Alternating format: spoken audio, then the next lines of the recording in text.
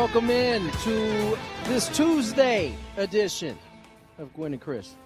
Tony Gwynn Jr., Chris Ello, Matt Skraby on the ones and twos, and coming to you live from Petco Park where the Padres took game one of the three-game set between the Bravos and the Pods, and very much like we've seen most of the season, low-scoring affair, a one homer from Mr. Manny Machado. You also put a little cherry on top with the double late in the game, but that was all they needed. Michael King, brilliant. As good as we've seen him all year long.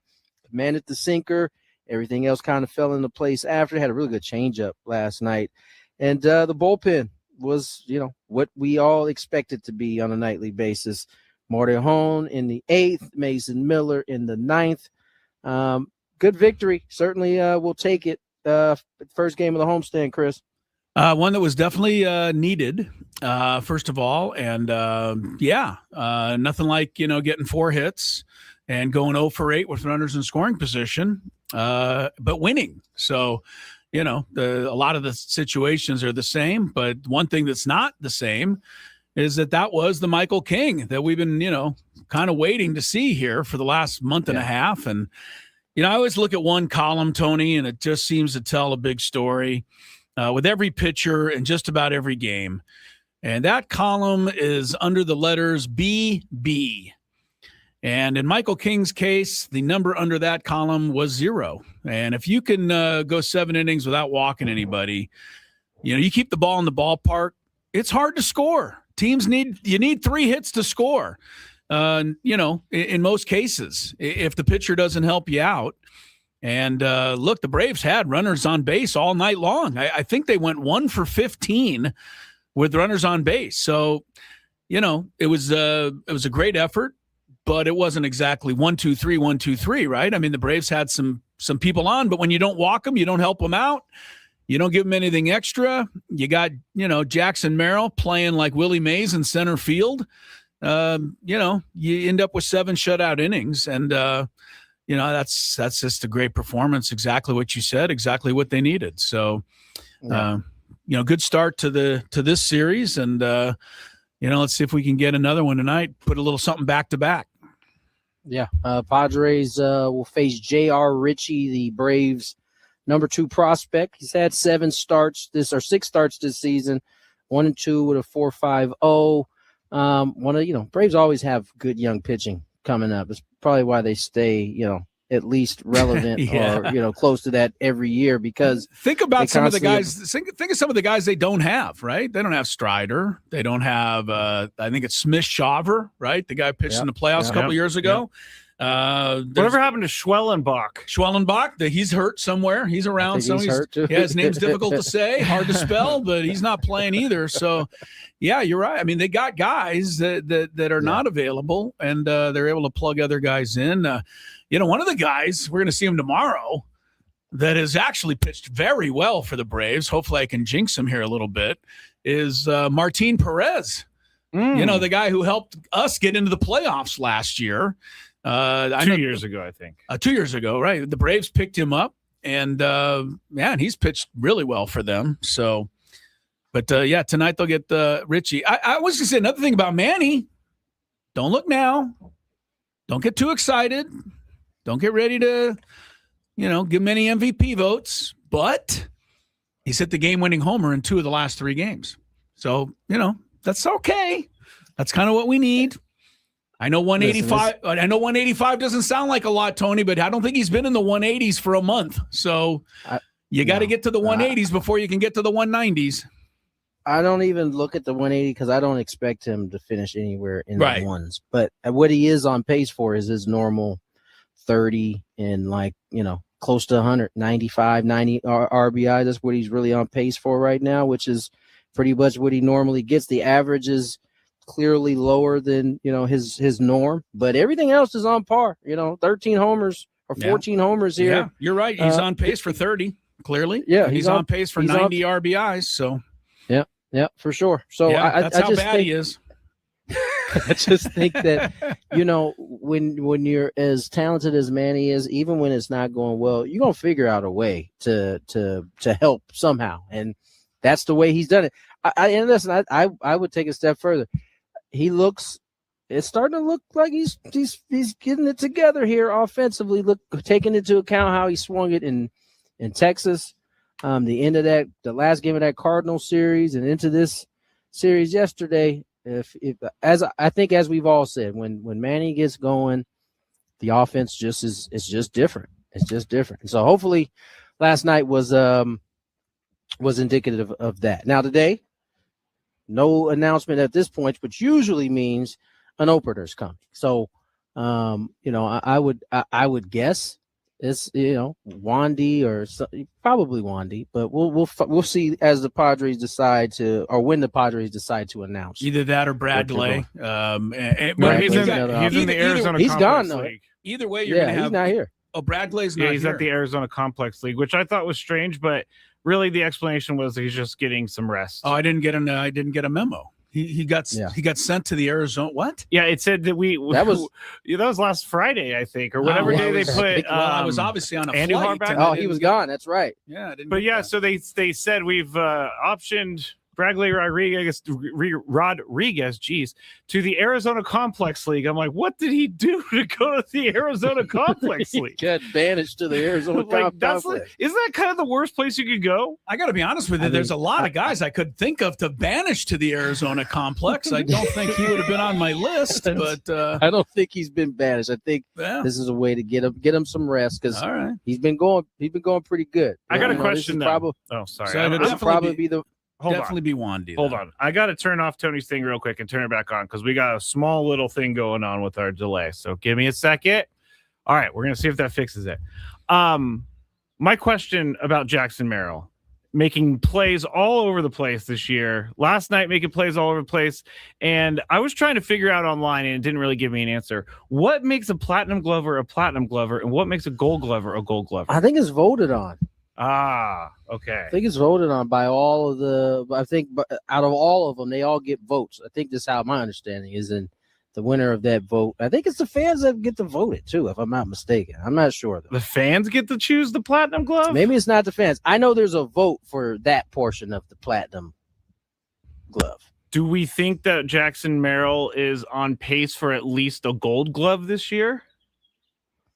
That's so hard to say. Because you don't know, we see Jackson every day. I haven't seen Michael Everybody Harris else every day, right? Like so, of course I'm gonna say he seems like he is, but I don't know what the rest of these guys. Yeah, he's made a lot of Gold Glove plays, I would say, this year, and I think we have to just be content with that, and then see where the Gold Glove takes you. You could go if you go through the history of the Gold Glove. It's a bit of an interesting study because what you see is guys getting the Gold Glove and then keeping the Gold Glove for years and years and years and years. Doesn't mean that they don't deserve it necessarily, but it's a very hard thing to actually determine, I feel. And I think there's a lot that goes to having already won it. Your dad won how many, Tony? 4, 5? 5. But it took a long time before he was in consideration for the first one, before people started to say, hey, wait a minute, this guy can play some right field now, and then he had the breakthrough. And then I think he just kept up playing good right field. I'm not saying he fell off, but it's like once you win one, you keep it. And so it's hard to get that first one, I've always felt. And, maybe Jackson can get that. So, but Tony's right. You haven't seen every other center fielder play every other, position. I wonder how much the analytics and all of that stuff enter into it too. Let me kind of fill some of the holes in this. It is no longer a popular award as it was in my dad's era. Maybe about 10 years ago, they started actually using metrics. So they are using some of those metrics. This is how you started seeing actual dudes who were good defenders and didn't necessarily have, the offensive prowess that some of the other older versions used to get. These guys who are getting it now, they are having to lead in some of these categories and kind of determine it that way. So it's not like it used to be. So if Jackson, I think it's actually easier now for a guy like Jackson to break through, whereas Yeah. In the past, You might be if right. if there was whoever, name your center fielder, Mike Trout, right? If he was in the National League, it would be very hard to unseat him if he's still out here playing and healthy on a consistent basis. So, yeah, I think Jackson actually has a chance. I think this. Yeah, year. I think Jackson does too. But you're right. The way it used to be, let's put it this way: there had to be at least 25 years worth of good center fielders in the National League who were never even considered for the Gold Glove because Willie Mays just won the Gold Glove. Right? You're not going to be better than Willie Mays. Disappointing, right? Knowing that you're always going to lose. You're just not going to be better than there. Willie Mays is going to win the Gold Glove. If you played third base in the American League, Brooks Robinson won it, I think, 16, 17 years in a row. I mean, his name was the human vacuum cleaner. It was, but he didn't get that name until halfway through winning those awards.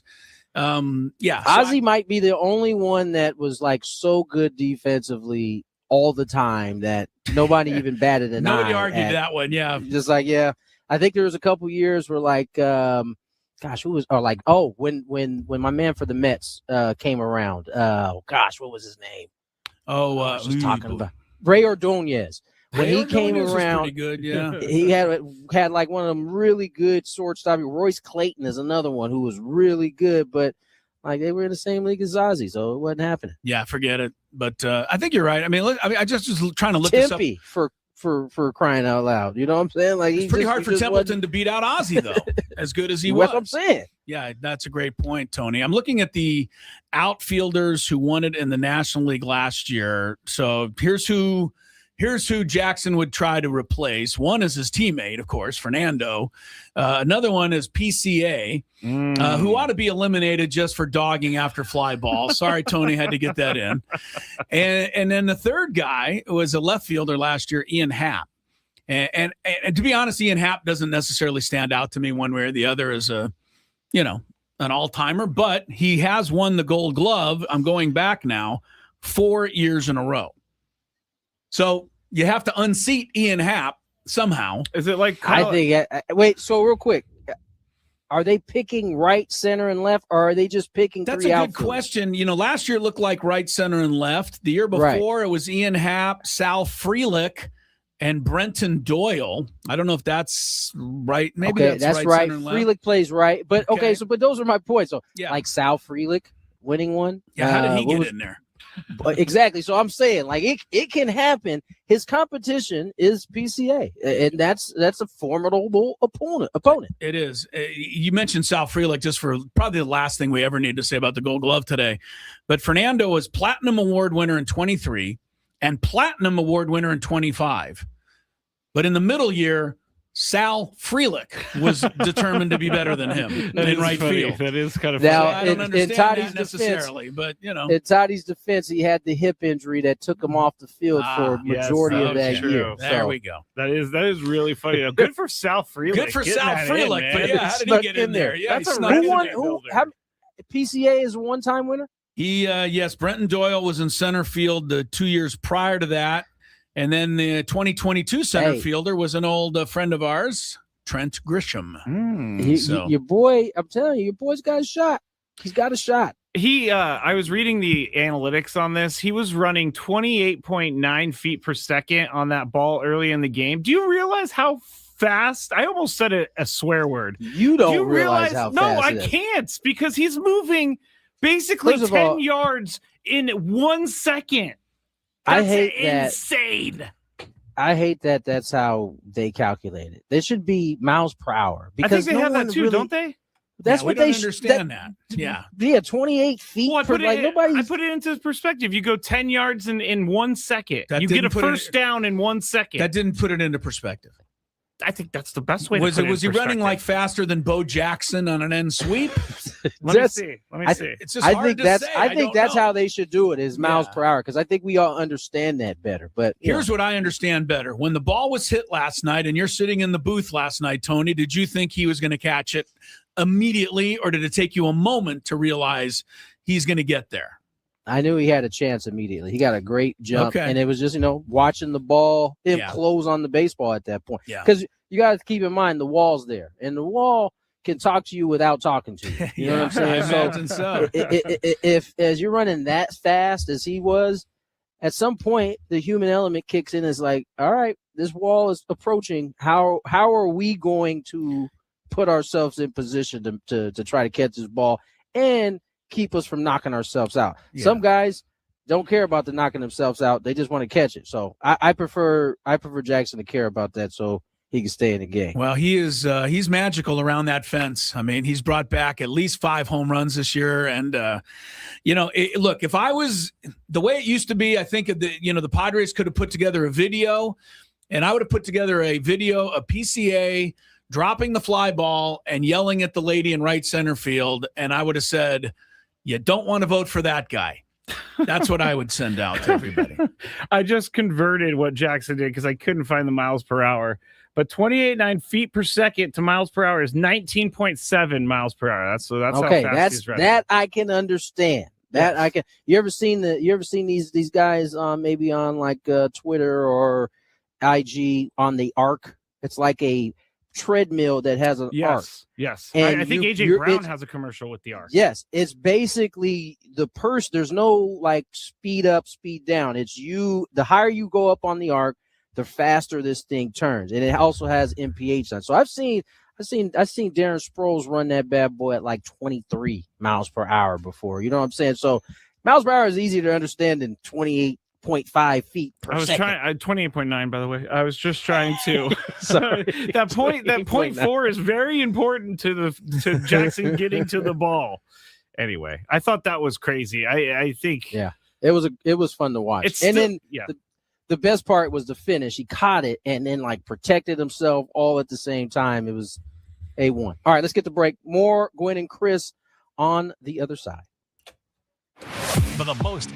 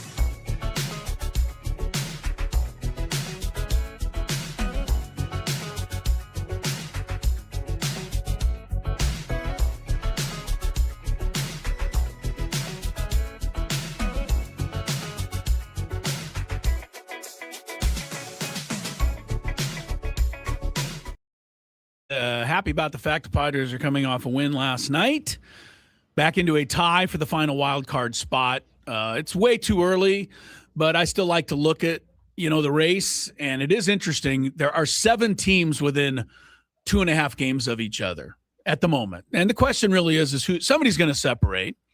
And hopefully one of the Padres are one of those teams. Tonight, it'll be the opener for the Padres, probably Wandy. And then Griffin Canning will follow him to the mound. J.R. Ritchie, right-hander for the Braves. 6:40 regular start tonight. I was right. Last night's game did not start on ESPN. But I will tell you, it was an hour into it when the College World Series game ended. And, of course, they directed everybody to go to ESPN too. But I'm just saying, if you were watching on ESPN only and you watched into the College World Series, they flipped back to the Padre game. And the moment they flipped back, Manny was up and hit the home run. Like, the timing could not have been more perfect. That's awesome. It was 0-0. They flipped to the Padre game. I go, 0-0. Shocking. And there you go. Manny, bam. So, and that was all she wrote last night. Couple of other things to just update you on. The World Cup right now, I imagine jolly old England is sweating it out a little bit right now. They are 60 minutes into this one, and Ghana has played England to a draw, no score. Earlier today, Ronaldo scored a couple, and Portugal blew out, I don't know who it was. Somebody that Ziegler would say shouldn't have been in the tournament. He's not the only one with this opinion. They're going to have to rethink this because the competition. Who says who? Because there's too many teams. There's not enough competitive teams. Who is getting blown out? Like, how many blowouts Haiti, I don't think has scored a goal. Whoever played today got blown out. It was ugly. Yeah, it was. You talking about the Portugal? Yeah, that was a blow. But there hasn't been a lot of those. All these games have been close, right, with the exception of like 2 or 3. So I don't know where that idea comes from. Yeah, I'm not disagreeing with you, Tony. But the real hardcore, I'm just saying, the hardcore soccer people. Ask your guy Dave Marcus up there. But he's been complaining. He's been complaining about it the whole time. Okay, so that's what I'm saying. The hardcore soccer people, what they think is that it's like the NCAA tournament letting extra Middle Tennessee states into the tournament. And so they're like, what's the point? All I know is that a lot of these African countries wouldn't have a shot unless they expanded it, and they all have had good showing. So I don't know. Yeah, No, this isn't directed at you. It's not sure that it's a one size fits all. I will say this.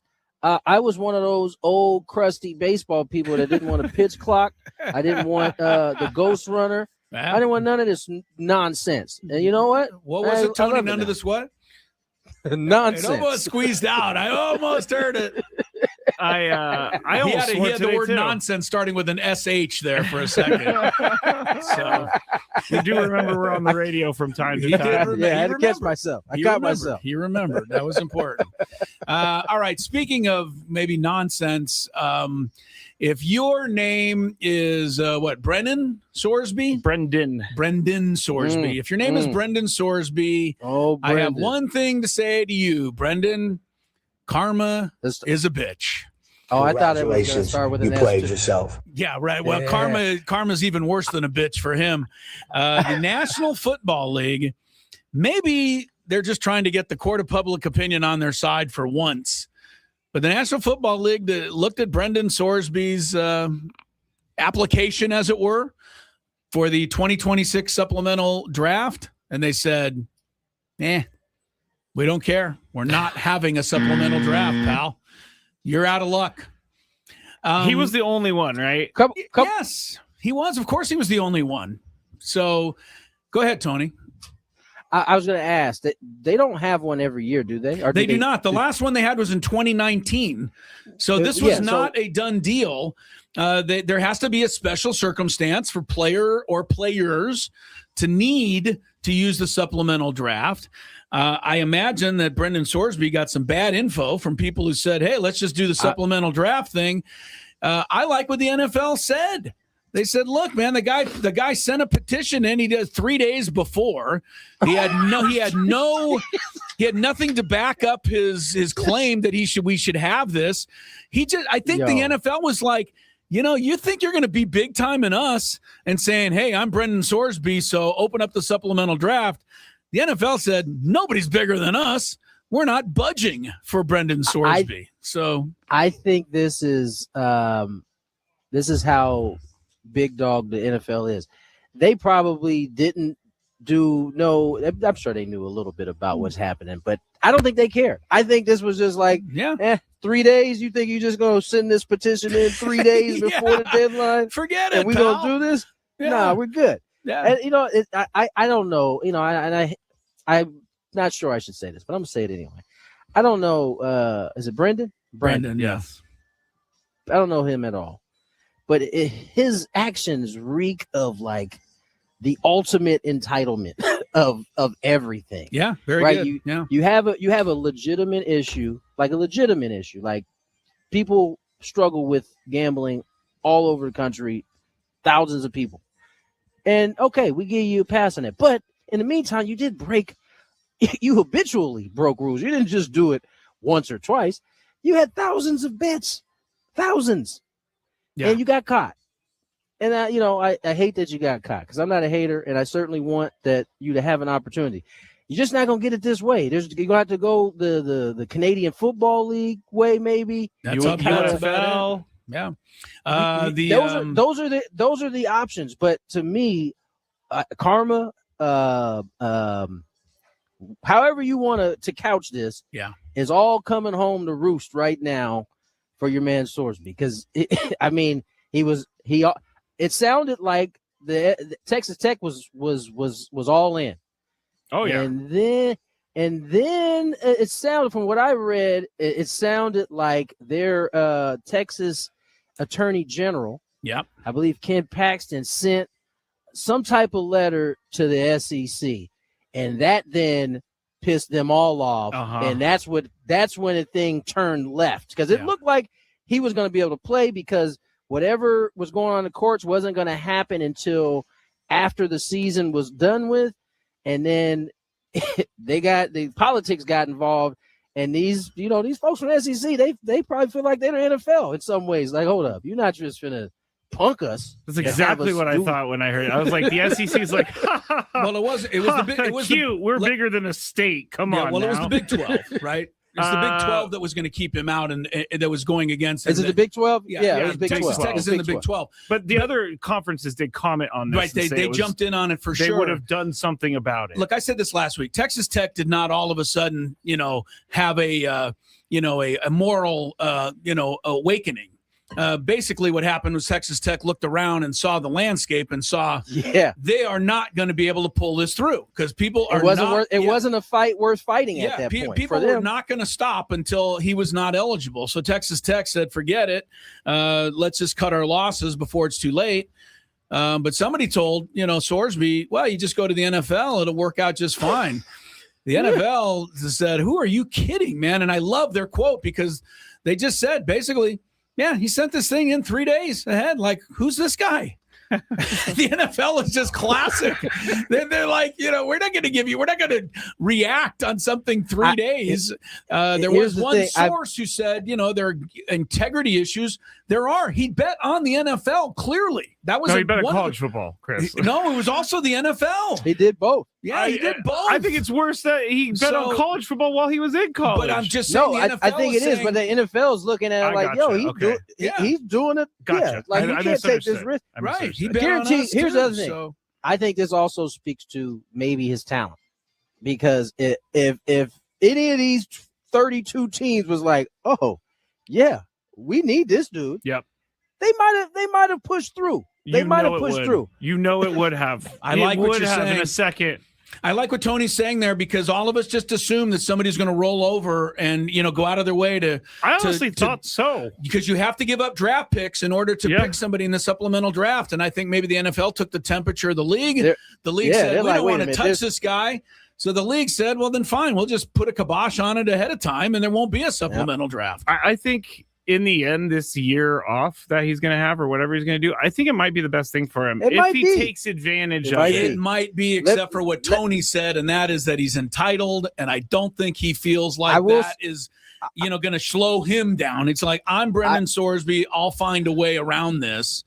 So I know what you're saying, Skraby, but I don't think it'll happen. I'll say this. In a lot of cases, athletes, once they have the sport snatched away from them, they see things a little bit different. And he's going to have, it's not just 1 or 2 games. The whole season is about to be snatched away, and he's healthy. So, it's not an injury thing where he could.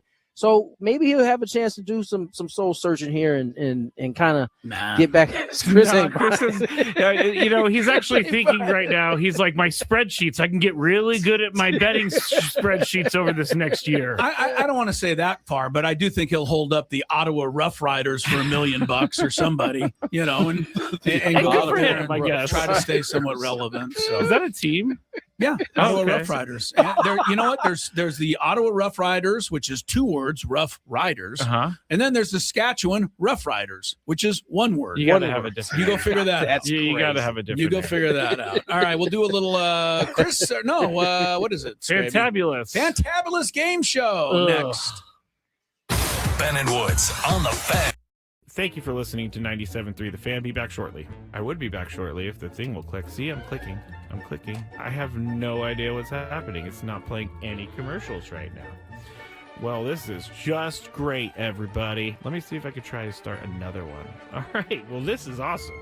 On the air right now with no help, and there are no commercials to be played. Actually, you know what I'm going to do, everybody? You're getting a real live thing right here. This is real live Matt Skraby. I'm going to have to restart Wide Orbit real quick, so goodbye, Wide Orbit. It's not even closing. I'm going to text Adam, and I'm going to say, Adam, I tried to go to break, and the commercials did not play, and the program won't shut down. Oh, you know what I'm going to do? I'm going to have to do some Control-Alt-Delete over here. Control-Alt-Delete. Okay, I got it. Task Manager. It's not coming up. There it goes. Task Manager came up, everybody. I have no idea. I'm way too generous with my stroke giving. Never mind. Are you really? Never mind. Wait. I did not mean for that to happen. I did not. That sounds like a promo to me. Skraby's giving out strokes. I can't wait to hear that one. I'm going to laugh for a while on that one. Nate says, Skraby, maybe you should date her. You might be a generous stroke giver, but I don't think she really wants to leave her boyfriend for that. All right, that was good. In full disclosure, I'm reading this. Tony can't gather himself right now. That was a good one, Chris. That was a really good one. So I saw this at 7-Eleven, and I had to get it. It's called the One Chip Challenge. It was sitting there in the aisle, and I thought, why not? Because I am into spicy stuff. But this thing looks pretty hot. I'm not going to lie. It says a Reaper pepper and a Scorpion pepper. It's also in the shape of a coffin, which doesn't make me very happy about that. It doesn't make me feel good. Oh, extreme heat, it says.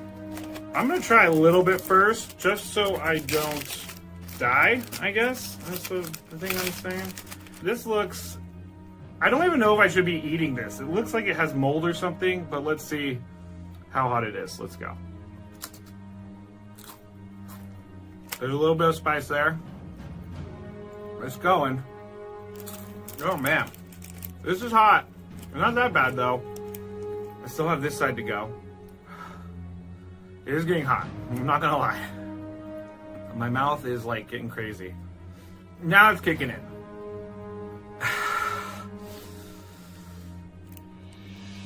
I'm not sure if I'm going to finish this. Honestly, it's getting serious. I got to go with the milk. My mouth is dying right now.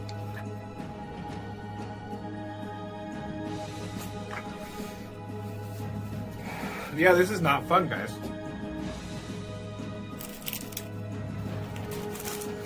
Never gonna do that again because my mouth is on fire. Thank you for listening to 97.3 The Fan. Be back shortly. I would be back shortly if the thing will click. See, I'm clicking. I have no idea what's happening. It's not playing any commercials right now. Well, this is just great, everybody. Let me see if I could try to start another one. All right. Well, this is awesome. On the air right now with no help, and there are no commercials to be played. Actually, you know what I'm going to do, everybody? You're getting a real live thing right here. This is real live Matt Skraby.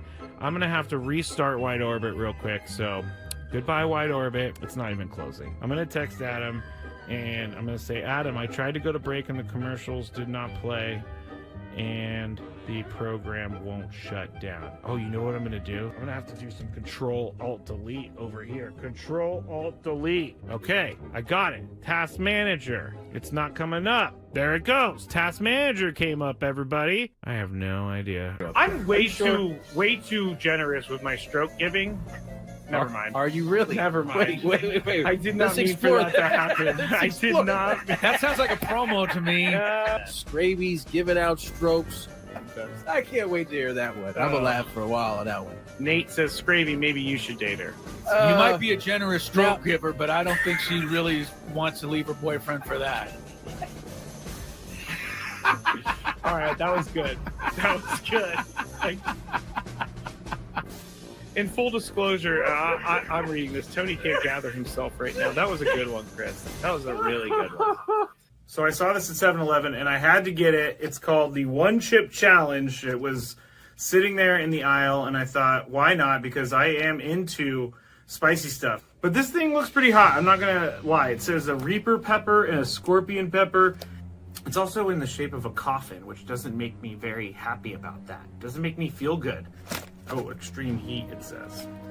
I'm going to try a little bit first, just so I don't die, I guess. That's the thing I'm saying. This looks... I don't even know if I should be eating this. It looks like it has mold or something, but let's see how hot it is. Let's go. There's a little bit of spice there. It's going. Oh, man. This is hot. It's not that bad, though. I still have this side to go. It is getting hot. I'm not gonna lie. My mouth is like getting crazy. Now it's kicking in. Gwynn Jr. Tony, take it away. Oh, God. I went ahead and put a chip in my mouth because I thought you were going to do it. So go ahead. I'm sorry. He did. I saw it. He went right for the chip. Well, Skraby said, just introduce the Fantabulous, and I just got all excited. So Yeah, well, we were talking about golf. We've been going a little long here the first two segments, so it's okay. I get it. No. All right. Well, after that, let's just do the Fantabulous, and we'll figure it out. Okay. Okay. Hey, all you beautiful people out there. It's time to play one of our favorite games of the week. All right. We like to call it... Ooh, I'm going to go. Chris's Fantabulous Sports Game Show. And it starts right now on 97.3 The Fan. All right. So people ask, like, how do you guys know who starts each segment? Apparently, the answer is we don't. Well, Tuesdays are Tony's days to go first, and then Monday, Wednesday, Friday, Tuesdays and Thursdays, and Monday, Wednesday, Friday's Chris. But it can No, get you got to confusing. explain that right. Tuesdays and Thursday, I lead off the show, and then we alternate. Yes. Monday, Wednesday, Friday, Chris leads it, and then we alternate each segment. Right. But it's up to Skraby to play traffic cop. And sometimes when we mess up. Do you remember? Because I was listening. I got stuck in my Google Drive over the weekend. I was listening to some of our old show audio, and you guys doing "It's Gwynn" with Tony say, and then Chris going, "And Chris." We did that. Yes. Oh, thank God we stopped doing that. And it was always like, wait a second, who's supposed to say "It's Gwynn"? And it was really funny. We got rid of that real quick. There was some growing pains there early for sure. Yes, there were. Yeah. Well, we had trouble with that. We had trouble with weather reports way back in the day. Yeah. Skraby jumping in with a weather report out of nowhere. All right. So wow, it is raining really hard. This is being cool here on the Entercom Empire. So if you're sitting out there, what? For as much as there was some growing pains, I think there was no bigger growing pain than Skraby, kind of cutting his teeth on live radio on a daily basis. Well, yeah, that was his second best one, honestly. What's the we first play best? That one the most. Your best one was when you were doing a live spot and you said, "What's up, Skraby?" Oh, I have that one too. Instead of saying hello to everybody out there, I have this. What's up, Skraby? Say, "What's up, Skraby?" What's up, Skraby? There it is. Now, this is For everybody behind the scenes, Chris has been just saying this to me. He'll just walk up to me in the halls and say, "Oh, where'd my dinger go?" I don't know why he just said it. He just goes, "Oh, where'd my dinger go?" Well, it's an all-timer as well. All right. Glad I make you guys laugh.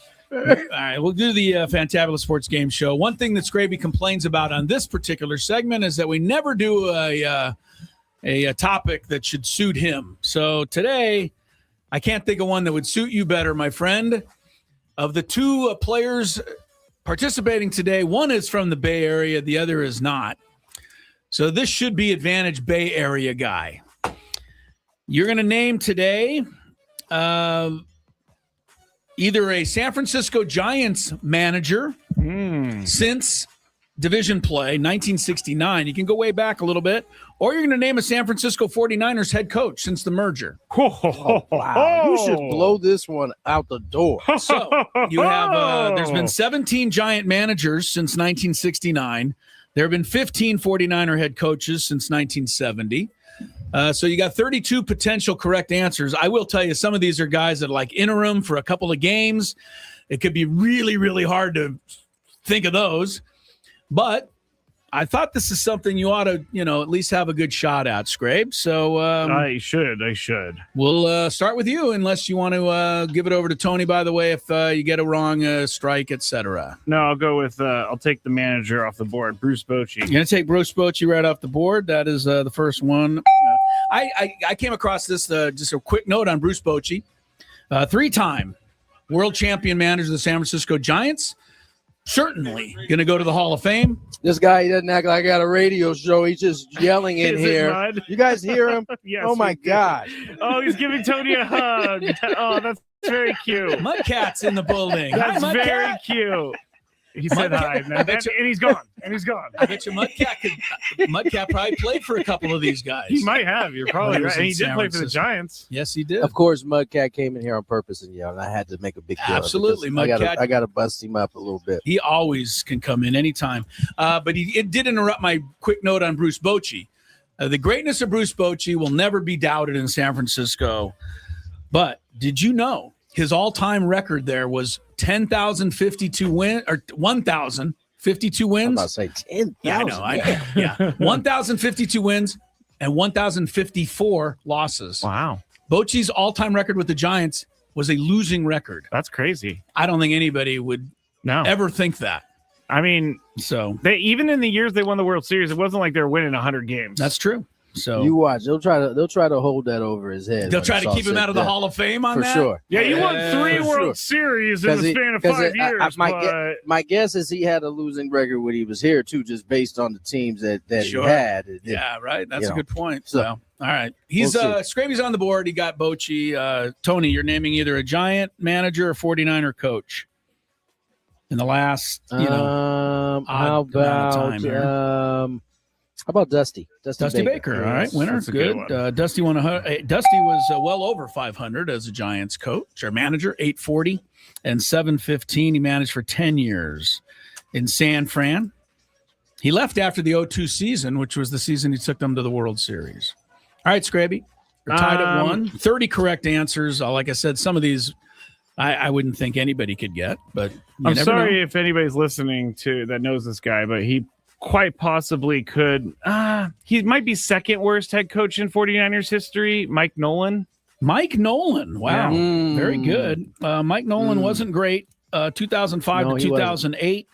He was 18 and 37. It was this whole cute story about how his dad used to be the coach of the 49ers, so now his son's going to be the coach, and then he threw Alex Smith under the bus. It was a bad situation. All right. Skraby, it's good that you remember that. He got Alex off to the bad start, wasn't he? Alex wasn't he the Smith first dislocated his shoulder, and Mike Nolan was like, I don't care. You're going to play. And if you play bad, I'm going to throw you under the bus, too. So, wow. You definitely remember Mike Nolan. I do. All right, 2-1. Skraby's on top. 49ers or Giants coaches? Bill Walsh. Gwynn. Bill Walsh. I like that one. Yeah. 102, 63, and 1. The one thing about Bill Walsh to remember forever and ever, for all of those who give up on first-year coaches too quickly, Bill Walsh was 2-14 his first season. And I imagine they wanted to run him right out of town. Was it like that back then? I don't know, but I'm just saying there couldn't have been too many 49er You definitely fans. had a little more leash than you did now, for sure. But, there couldn't have been too many people who saw that season and went, well, I bet you next year they'll be in the Super Bowl. For the next, 7 years. Yeah, it just didn't seem possible. But it went that way for Bill Walsh. All right, tied at 2. 49er and Giant coaches, no strikes yet. Scrape. I will go with who do I These are wanna tough. go with? I'm gonna go with Bob Melvin. Bob Melvin, manager of the Giants, 24 and 25. Like Bruce Bochy before him, he had a losing record, 2 games under 500 during his tenure. Tony, you're up. 3-2 Skraby. George Seifert. Yep. Tony's using he's getting the big names off the bingo That was the coach board. of my childhood. Seifert actually beat out Bill Walsh. He won 108 games to Walsh's 102. Which I think would surprise Bill some Walsh. people. Yeah. Get your weight up, Bill. Yeah, dude, you got things named after you. It should be the George Seifert practice field. Yeah, right. They don't call anything after George Seifert. All right, we're tied again. Well, he went to Carolina, and that didn't help his legacy. Took his legacy down a little. All right, we got to speed up a little bit. I am gonna go with. You know what? There's 3 worst coaches of all time. This guy is probably number 2, Chip Kelly. He's only the second worst coach in 49er history. Yeah, there's one. There's one you hate worse than him? No, there's one that is the worst hire in 49ers history. Chip Kelly was 2-14, which is pretty At least bad. he had some success. He did? At the NFL level, he had 2 and some 14? success with the Eagles. I think he took them to the playoffs. 4-3. Tony, you're up. 49ers or Giants coaches? Can you reset the category? Yes, we're looking for 49ers coaches or Giants managers over the last several decades. How about Roger Craig? Very good, Tony. Roger Craig.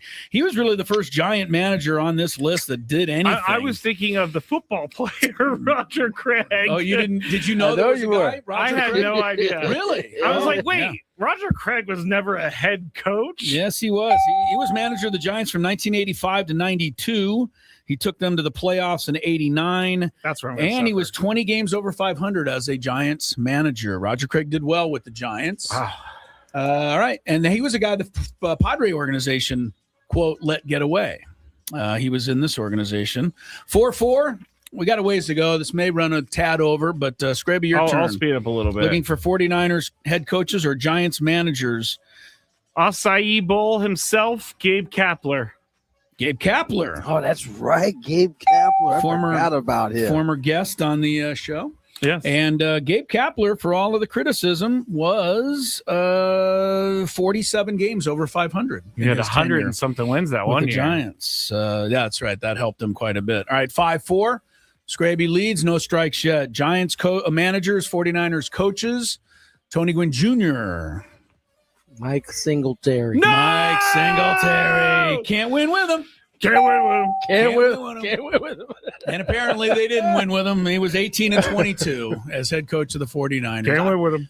That was where I've never been more wrong. Like I thought, Mike Singletary, 49ers win 10 Super Bowls. Me too. Yeah, didn't work. I tell you what, he might not have been a good coach, but he certainly turned some of those players' career around, including Vernon Davis, who got right after that. Yeah, that was the moment where he turned around. With all due respect, the guy who came after Mike Singletary had a lot of success, and maybe Singletary had some of it to do with that. Your turn, Skraby. I'm not going to say who. We're naming coaches. I'm not going to tell you who it was. I see. Let's go. I got coaches or all right, managers. I'm just gonna go with the worst coach in 49ers history. All right, Dennis Erickson. 03 and 04. He was 9 and 23.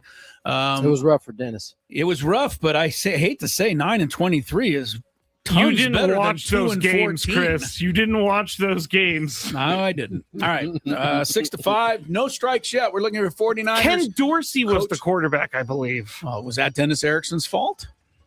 I don't know. Okay. Anyway. Dorsey was a national champion, so I'm just saying. That's right. All right, Tony, looking to tie it back up. No strikes yet. How about Felipe Alou? No! Very good, Tony. Felipe Alou. That's the last one I know. He followed Dusty Baker 03 to 06, and Felipe was 38 games over 500 with the Gigantes. All right, we're tied at 6, and you guys have named 6 of each. You've named 6 49ers coaches. You named 6 Giants managers. So why am I so stupid? On we go. I'll take the current manager, Tony Vitello. Tony Vitello is a correct answer. He is still the manager. You can have him. It's 31-46, and you got a 7-6 lead. Tony, once again, we're naming all the San Francisco leaders. How about Jim Harbaugh? Jim Harbaugh, yeah. Probably, well, Seifert had a little better winning percentage, but not by much. 49-22-1 for Jim Harbaugh. 7-7. You guys keep on rolling, undefeated so far. I think I got a sneaky one that I remember. Hopefully it'll work for you. You guys are going to start running out here soon. How many more left? There's plenty left, but most of the ones that are left are guys are way back when. I'm going to be really doubting your chances to get them. All right. 32 total. You guys got 14, so 18 correct answers are left. And we're guessing managers from the Giants and coaches for the 49ers. Right, since the mergers in 1969-70. I'll just go with the current 49ers head coach, Kyle Shanahan. Kyle Shanahan. Take the easy way out. Nothing wrong with that. Shanahan. Easy way out. Yeah, pretty damn good for a genius. 91-72. I don't know that puts you in genius category, but he puts himself there. So Chris is still building off of that comment he made like 9 years ago about Kyle Shanahan. He's never gonna let it go. Never gonna let it go. All right, it is 8-7 Skraby, and I think now you're gonna have to both of you are gonna have to show me something. It's gonna be strapping in time. Tony, do you have one to tie it back up? I do. I'm gonna use my sneaky one now because I don't know if I got any more after this. Okay. And you said interim counts, like Yes, if they it does. Interim counts. I believe Kai Correa did some managing while Gabe was suspended or something. He wasn't there, but I'm pretty sure he had a couple games as a manager. Wow. He had 3 games. He was 1-2. That is a correct answer. Kai Correa in 2023. He was next on my list. Yeah, I'm sure he was. Yeah, it was only 3 years ago, but I don't remember the guy at all. I've never heard of Kai Correa in my life. All right, let's stop it here because we're even 8-8. There's no strikes. I think everything from here on is going to be difficult. You're trying to get 49ers head coaches or Giants managers since the mergers. What year was the 69. merger? Oh. For football, it was 1970. Okay, all right. For baseball division play, we're starting with 1969. They are tough from here on out, but there are a couple of gettable ones. We'll see who wins this fantabulous sports game show after a short timeout. All right, it's time for the Beaver Nuggets. So the story is somehow Buc-ee's got brought up. I think Frank brought it up. Yes. And it's a rest stop / mall / entertainment zone, super center. And someone said on the chat yesterday that they have like 100. They went to one with like 100 gas pumps, which is a lot, I guess. But while we were talking about this, Sam Levitt was in New York listening, and he goes, "Put me on, put me on, put me on." And so we put him on, and he's talking about how much he loves Buc-ee's. And so we got into the conversation, and it ended up being about the Beaver Nuggets. And so I had to order them because I find the name Beaver Nuggets very gross. I find it gross. But we're going to go with this. It's kind of like a Cheeto / a corn pop. It's like a cheese doodle. A cheese doodle. And we're going to eat them right now. I don't think these are bad, but here we go.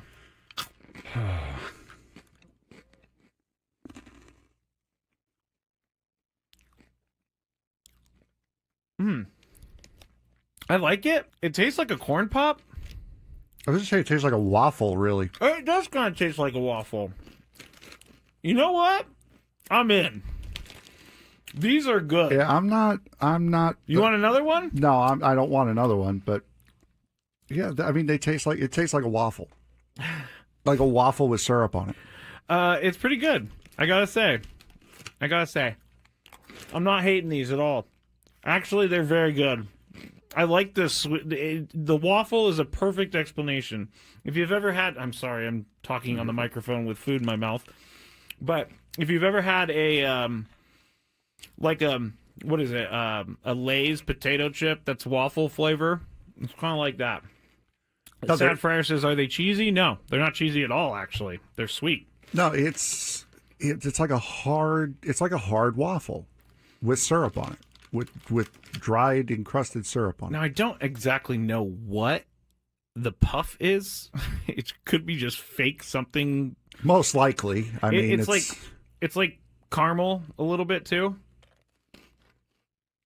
All right, I gotta stop eating these because I will eat the whole bag. I love these things. I'm gonna leave them here though because I will eat this if I go home. It's just gonna be a bunch of beaver nuggets in my bed as I sleepwalk or something like that. All right, it's time for the beaver nuggets. So the story is somehow Buc-ee's got brought up. I think Frank brought it up. yes. And it's a rest stop / mall / Super entertainment zone, super center. And someone said on the chat yesterday that they have like 100. They went to one with like 100 gas pumps, which is a lot, I guess.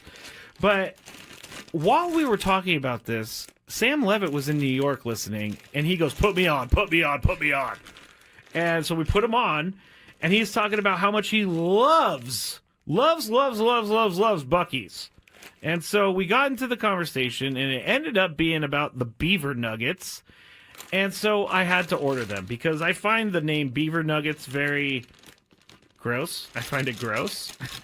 But we're going to go with this. It's kind of like a Cheeto / a corn pop. It's like a cheese doodle. A cheese doodle. And we're going to eat them right now. I don't think these are bad, but here we go.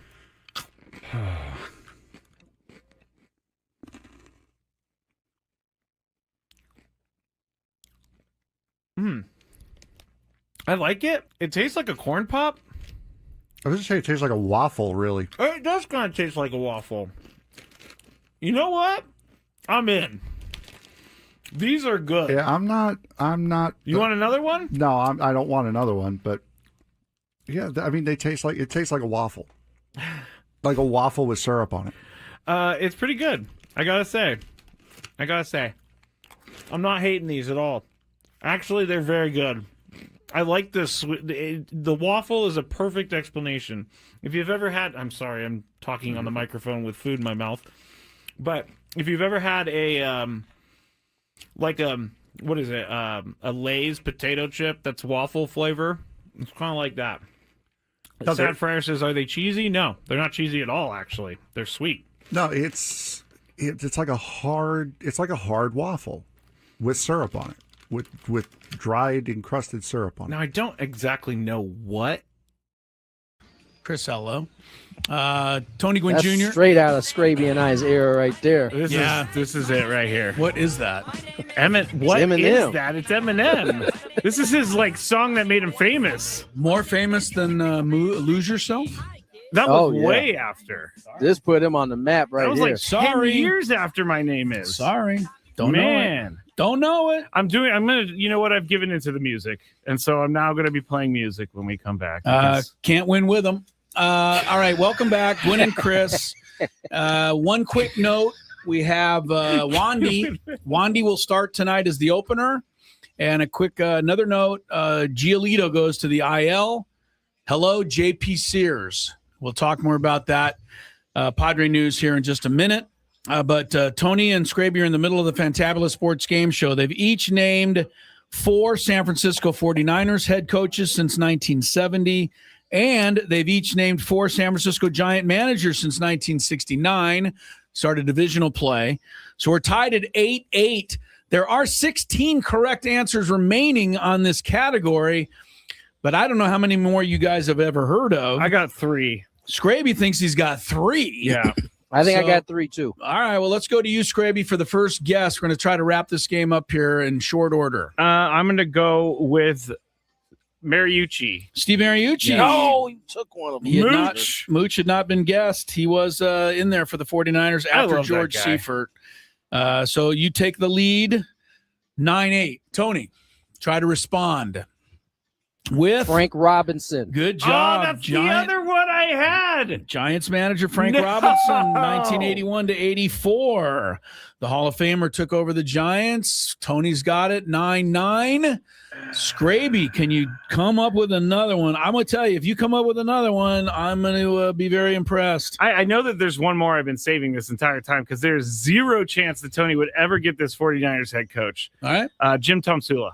Jim Tomsula, he was in there in 2010.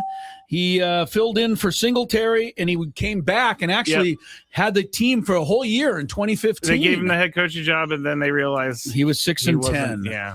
All right, 10-9. Tony, do you want to try? Can you answer? Can you tie it again? Yeah, I actually can, because he mentioned the son, and I remembered the father's name. I believe it was Dick Nolan. Dick Nolan is correct. But didn't he coach before the merger? 1968 through 75. So when the merger happened, Dick Nolan was the coach of the 49ers. Yes, he did. Those first 5 years. Ugh. We are tied at 10.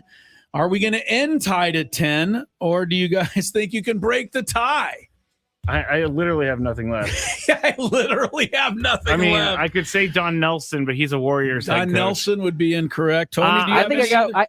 Oh, Wait, no. well, go I ahead. think I have. Oh, no. I have one last guess, Oh, no. and Wait, he was a. I think he's a Hall of Fame player, but I'm pretty sure he managed. I just can't remember. It was a cow. I'm pretty sure it was the Giants. Roger Hornsby.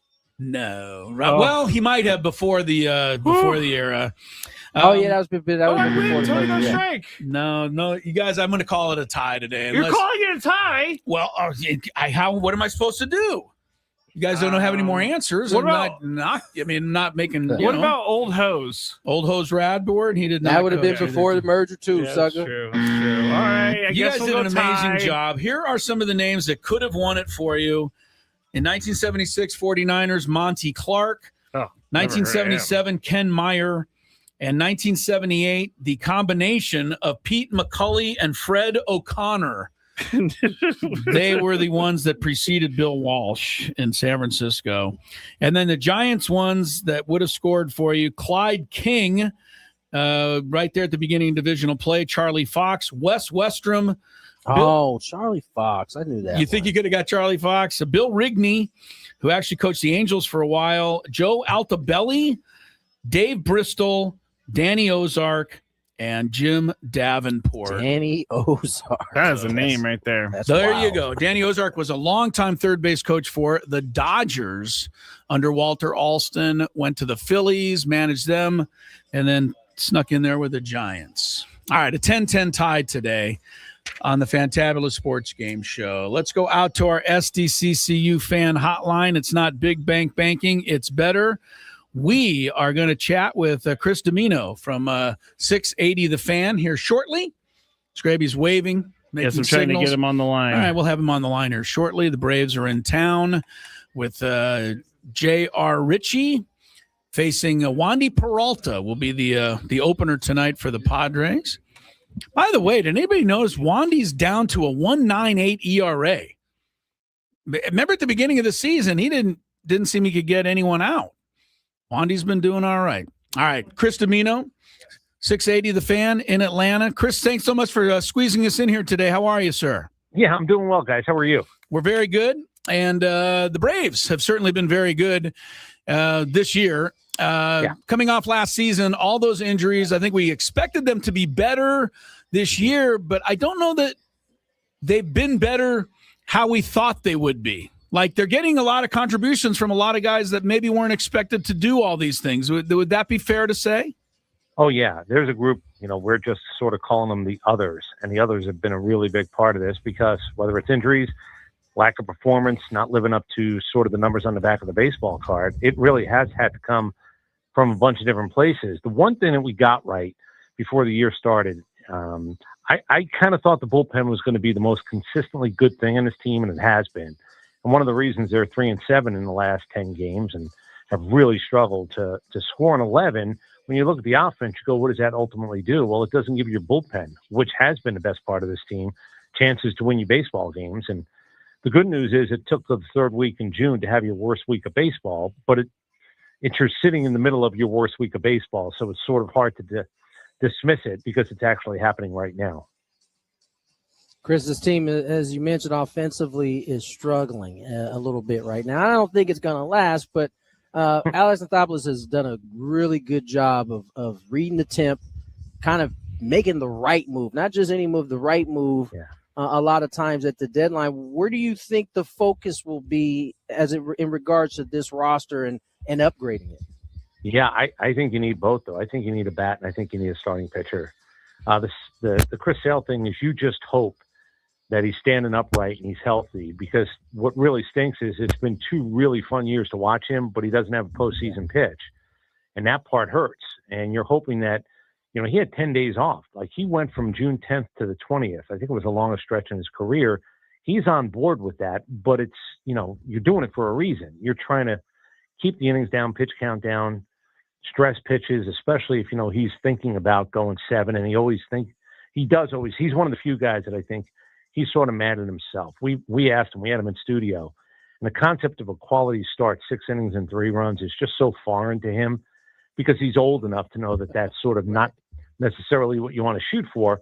But I do think they're going to try to protect him from himself. The problem is you don't have a bona fide 2, and Martin Perez has actually pitched better than anybody on this staff. But you guys know, 89, 90 in a postseason game, you better be spinning, you better be flipping, you better be the 35-year-old crafty version of a guy in the postseason, because those numbers don't play. Yeah. And until you get Waldrop back, you fix Elder. I think you guys saw with Grant Holmes, he can't go 5, and it's 91 pitches, and it's 4 2/3. You walk 5 guys, and look, you can play the game where it was only a solo home run, but he has to dance through raindrops. His numbers second time through have been really, really bad, which means you have to have a guy in the bullpen with his cleats tied every time he takes them out, because you don't know how it's going to go. And my guess is, he's singing for his supper now to be a starter, and I would imagine Waldrop's going to take his place. So it's just a really strange dynamic.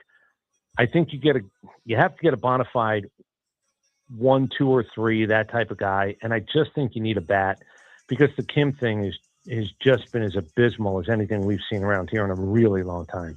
Yeah, Chris Domino's 680 The Fan in Atlanta, and the Braves are here. And yeah, you mentioned, one of our guys here. I mean, Ha-Seong Kim, every time he came to the plate, the entire stadium would chant his name at Petco Park. I imagine they are not chanting too much down in Atlanta. Wow. The guy is, get this to the Padre fans who haven't followed it, he's 5 for 62. That's almost impossibly bad. And I'm going to tell you, we're not really a booing community. He's caught it. Really? The problem really is, when he doesn't start, and he really shouldn't, I do know you try to jumpstart him. I do know you want to try to get him going. But when he doesn't start, it's like you're playing with 25, because you can't pinch hit him. And Walt Weiss wants to pinch hit all night, every night. But there's no reason for him to have a bat in his hand unless he's starting. And quite honestly, after 3 at-bats, he's going to be one of the guys pinch hit for. So it's really just like you're playing shorthanded. And I'm telling you, he heard the boos this past weekend. And they were all singles. It's just, I didn't like the signing, and I understood when he sort of turned down his option. He must have thought he was going to get more. I just didn't think it was going to be here, and I certainly didn't think it was going to be $20 million. And between Aaron Bummer, who was $9 million in the bullpen, and who I had to send away, Sean Murphy, who hasn't played for 15, Spencer Strider, 20, he's hurt again. Austin Riley not really playing to the contract, and other things going on. And Kim's $20 million. The great news is, if everything in life for me is a math equation, everything to the right where it says equals, one of the best records in baseball. But everything to the left to get to that moment makes no sense at all. It just makes no sense. Yeah. Injuries, lack of production, starting pitching not being what you want it to be. I'm going to be honest, I don't even know how they had the best record in baseball for as long as they did, except they pushed the right buttons. And as we said to start, the other guys have really stepped up big at times. Let me ask you. Go ahead, Tony. When we look at the two big injuries that the Braves have, in Strider and Acuna, what's the diagnosis? When are the Braves expecting those guys in particular to be back?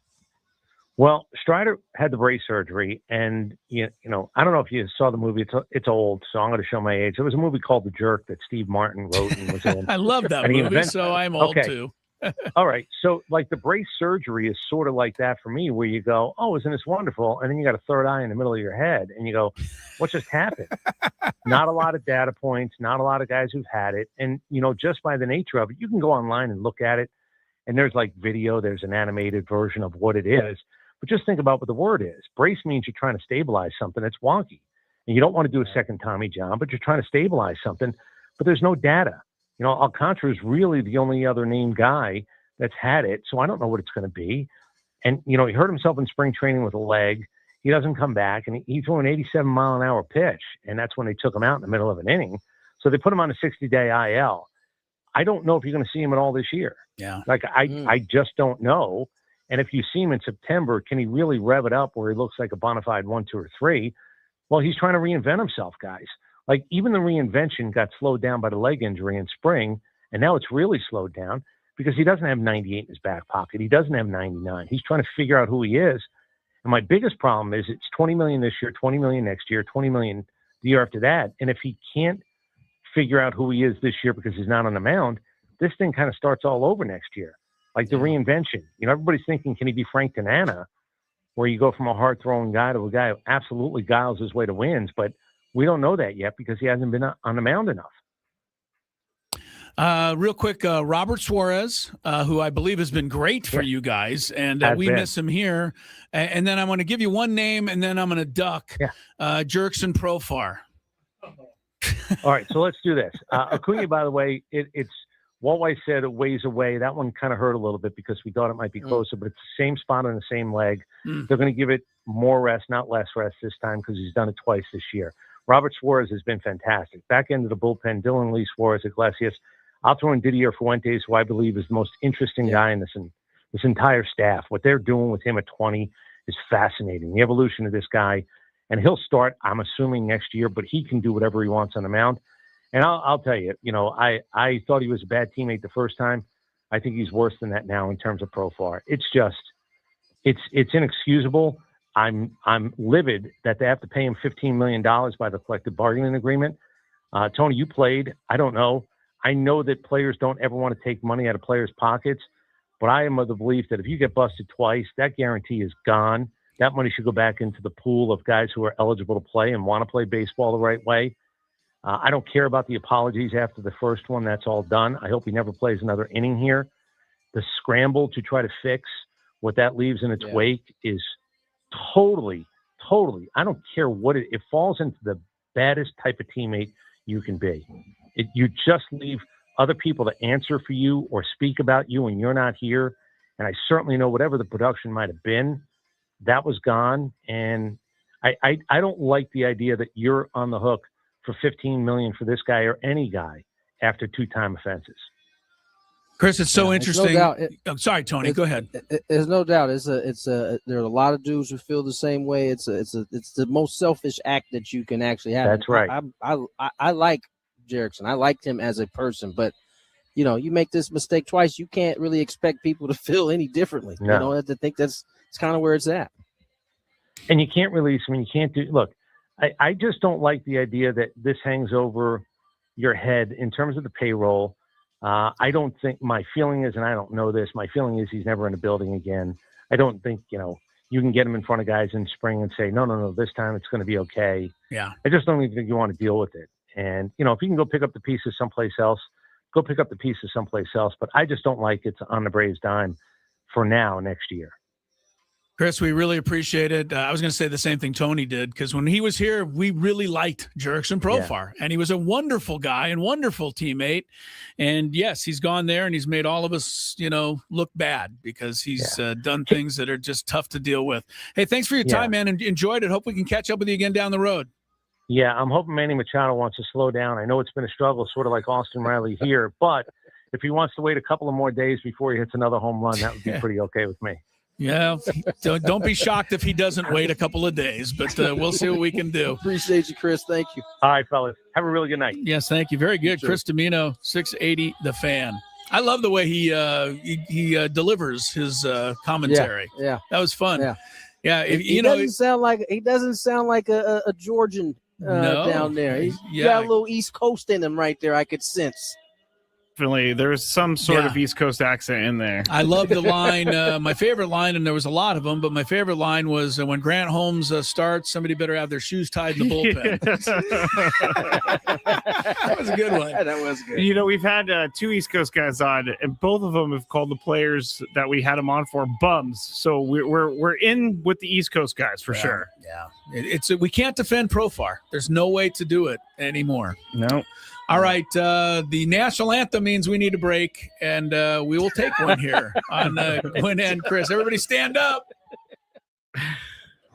From the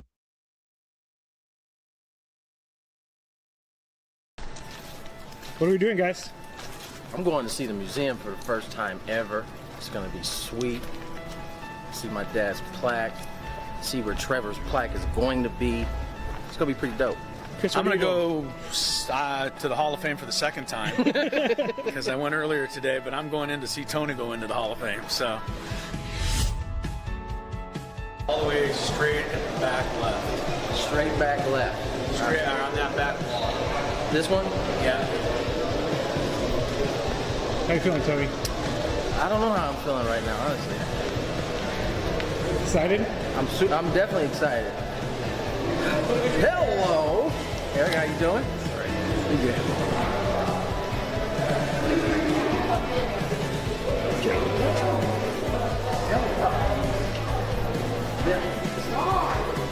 Wow. Just like I told you, next to the famous Barney Dreyfus and Leslie Wilkinson, whoever they are. That does look like them. I know. It's a good shot. They don't do them all that great. That one's good. Really good.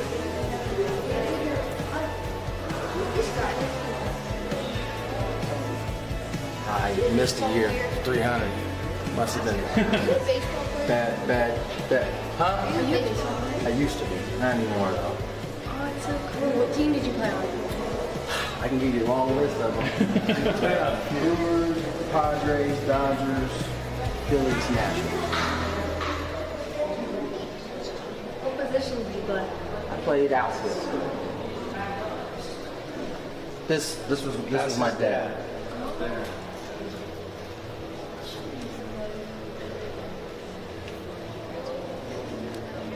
Oh, there's Dick Williams, Goose. I think he'd be pretty happy with his company over here. So What are you thinking of seeing it for the first time? I'm thinking I'm hot. I'm quite warm right now, but it's cool. I mean, it's what I thought it was going to be. I mean, not too many people can say they have a dad that's enshrined in this place. So I think this is awesome. What are we doing, guys? I'm going to see the museum for the first time ever. It's going to be sweet. See my dad's plaque. See where Trevor's plaque is going to be. It's going to be pretty dope. Chris, I'm going to go to the Hall of Fame for the second time because I went earlier today, but I'm going in to see Tony go into the Hall of Fame. So all the way straight at the back left. Straight back left. Straight on that back wall. This one? Yeah. How you feeling, Tony? I don't know how I'm feeling right now, honestly. Excited? I'm definitely excited. Hello, Eric. How you doing? Pretty good.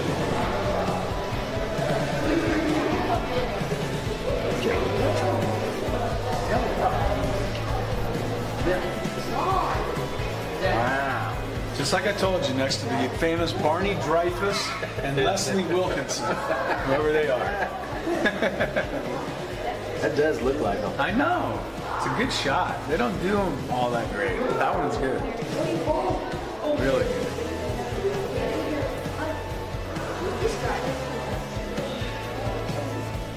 I missed a year. 300. Must have been bad. Huh?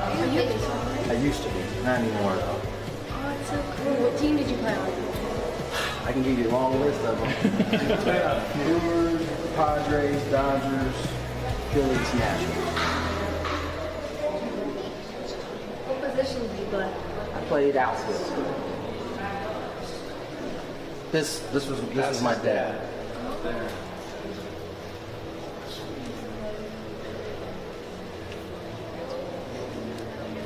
Oh, there's Dick Williams, Goose.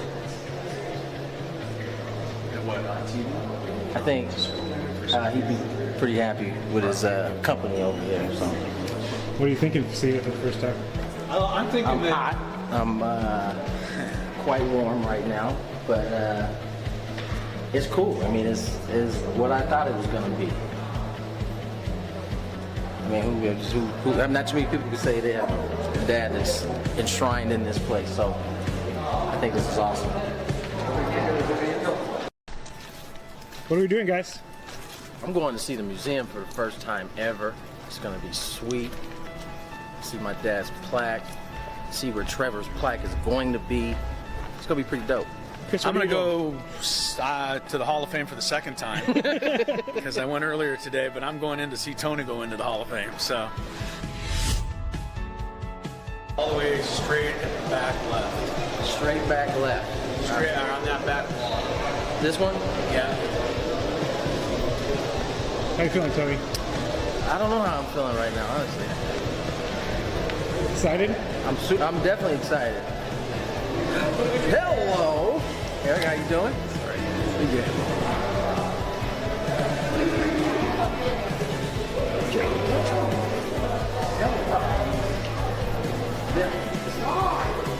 Wow. Just like I told you, next to the famous Barney Dreyfus and Leslie Wilkinson, whoever they are. That does look like them. I know.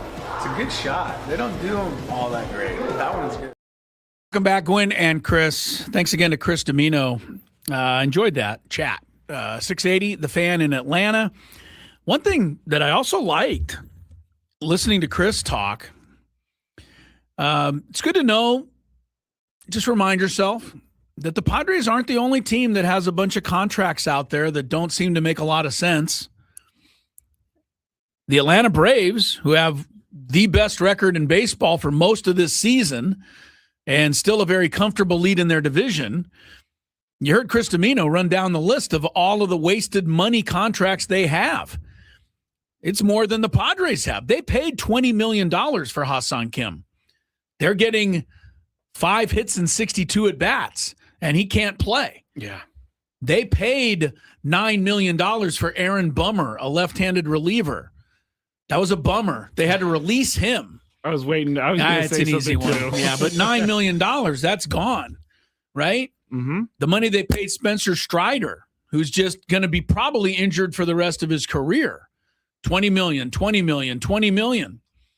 So I'm just saying, it's when Padre fans complain, I get it. And you say, well, we shouldn't have blown this money on that guy or this guy and the other.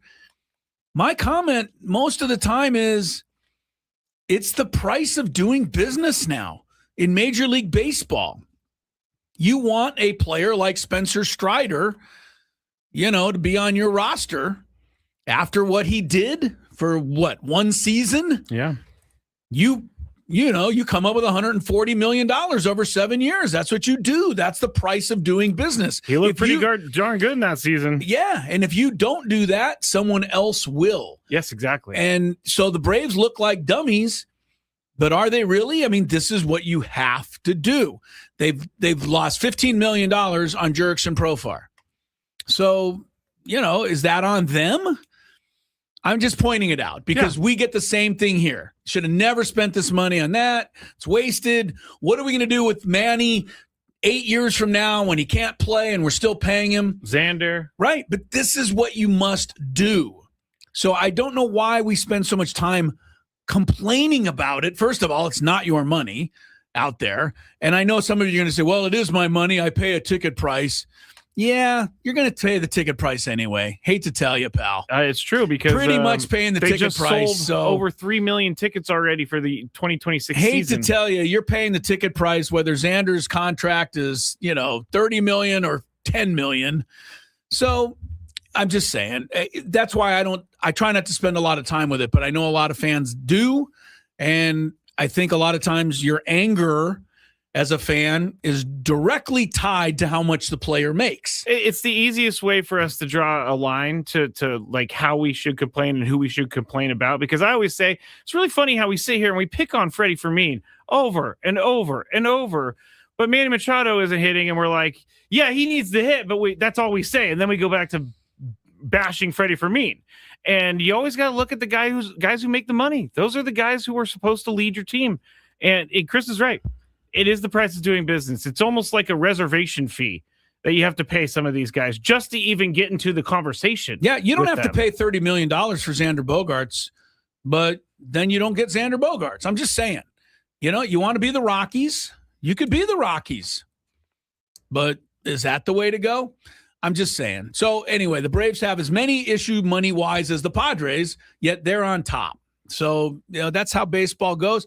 And he's right. After Chris Sale, they don't have anybody who is a dominant, you know, somebody you can say, wow, look out for that guy as their number 2 starter. So they could get into the playoffs with Chris Sale, but where are they going to go after him? He's going to be aged out soon. What I'm saying is, but I mean, where are they going to go in the next game? Oh, next game. Chris Sale can't pitch all 7 games of a playoff series. Grant Holmes will pitch 4 2/3, as he said. But they better 5. have somebody on their true side. The back end of their bullpen, we talk about ours, but you know about Suarez, you know about Iglesias. The guy you don't know about is Dylan Lee, lefty who pitches the 7th inning and has got a 0.66 whip. So they got a really good last 3 guys. You better get ahead by the 6th inning if you're the Padres. All right, here's what I want everybody to listen up on and make a note of this, because between now and 5:30, 2 hours, stick around, because we are going to be giving you a chance out there to win a pair of tickets to the game this Sunday between the Padres and Dodgers. It's the last appearance of the year until the playoffs, potentially. Yes. But it's the last appearance of the year in San Diego of the Dodgers. You can grab tickets out there at padres.com/tickets, or stick around. Going to give you a chance to win 2 to Sunday's game between now and 5:30. And I'm telling you right now, put your thinking cap on. Not going to make it easy. In fact, I'll probably make it difficult enough to where Skraby will be whining, complaining about the question. I'm already whining in my head, but we're going to go with it. Of course we'll go with it, because our listeners have proven that they are up to the task to get these answers. I also had a few listeners out there say, I'm not smart enough, so Chris is, not allowing me to win the prize. Well, okay. That was me. I'm the one who said that. You're Chris. the one that said that. I'm the one who said that. Well, we will have, if you haven't heard how we've been giving away the tickets the last month or so, it's a little trickier than just your everyday old question. So stick around. Yeah, bring an abacus, maybe a supercomputer. It's really, you make it too difficult. And that You're right. You discombobulate yourself. You're right. All right, so that'll be coming up, but Dodger Padre tickets a little bit later. Broadcasting live from the Bill House Studios, where we know how, continues next. A quick peek ahead at the big event that's happening tonight in the world of sports that a lot of you probably aren't even aware of. Ben and Woods on the Fan. That was an exciting play all the way around, man. He ripped that thing into the gap, and a great effort, almost hauled it in on the dive, and would have been a beautiful play to save extra bases. Catcher challenge. We'll take another look. And that just scraped the zone. The call is overturned. So they've still got both their challenges. Man on second, 2 down. And a swing and a miss. Well, you got the hitter already chasing that nasty slider. If you're on the mound, you just want to expand the zone. And he got him. Strike 3, and that'll retire the side. In the air out to center. Lays out, but he can't squeeze it. So now back to the top of the order. Those plays are challenging for outfielders because of the chase to the ball. You know you have to do everything perfect just to track it down. Sometimes even that's not enough to make the catch. Tatis in the box here lets that one go for a ball.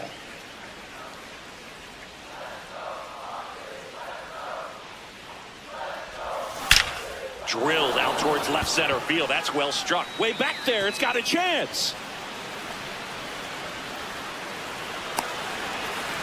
In to score from first. Back to second safely. Nearly got caught in between there.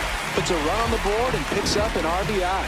A well-deserved double on a great swing. Got everything going on time. He stayed balanced and he squared it up about as well as you could possibly ask. Runner in scoring position, no outs. Jackson Merrill, the next up for the Padres.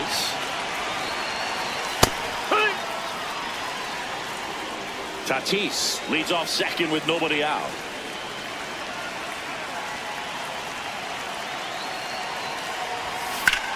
And that one is lifted in the air.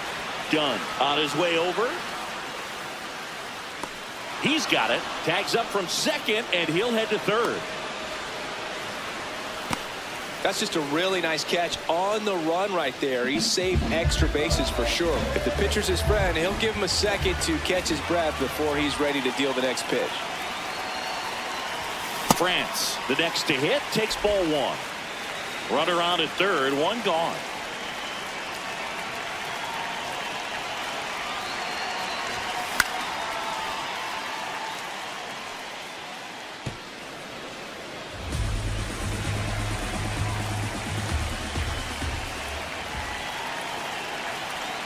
The 1-1. In the air, right field. Benson gets under it and makes the grab. Runner tagging from third. The relay throw. Safe! And they add to their lead as the run scores from third. And now Terry Francona makes it. New pitcher for the Reds, T.J. Antone. He's into the game with the bases empty. Machado now in the box, comes up empty with a swing there. Swing and a miss. That's the sweeper. Antone, 32 years old, and he was a fifth-round pick back in 2014. Rarely will you see a pitcher just to waste a pitch like that. The batter wasn't even tempted to swing.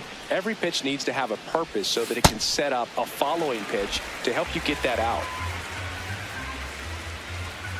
2 down, nobody on. And now it's 3-2.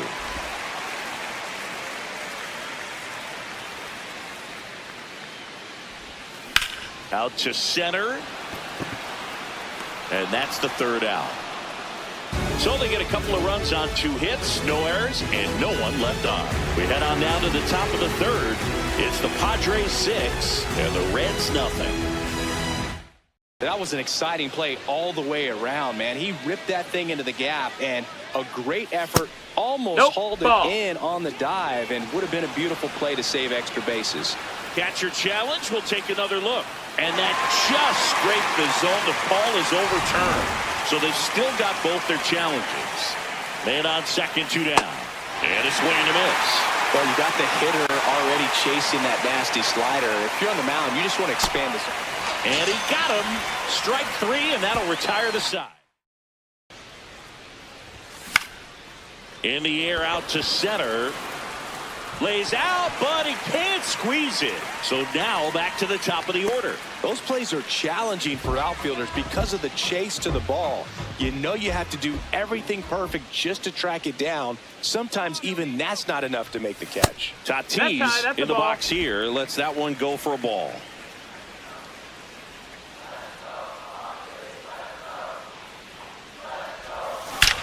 Drilled out towards left center field. That's well struck. Way back there. It's got a chance. In to score from first. Back to second safely. Nearly got caught in between there. Puts a run on the board and picks up an RBI. A well-deserved double on a great swing. Got everything going on time. He stayed balanced and he squared it up about as well as you could possibly ask. Runner in scoring position, no outs. Jackson Merrill, the next up for the Padres. Tatis leads off second with nobody out.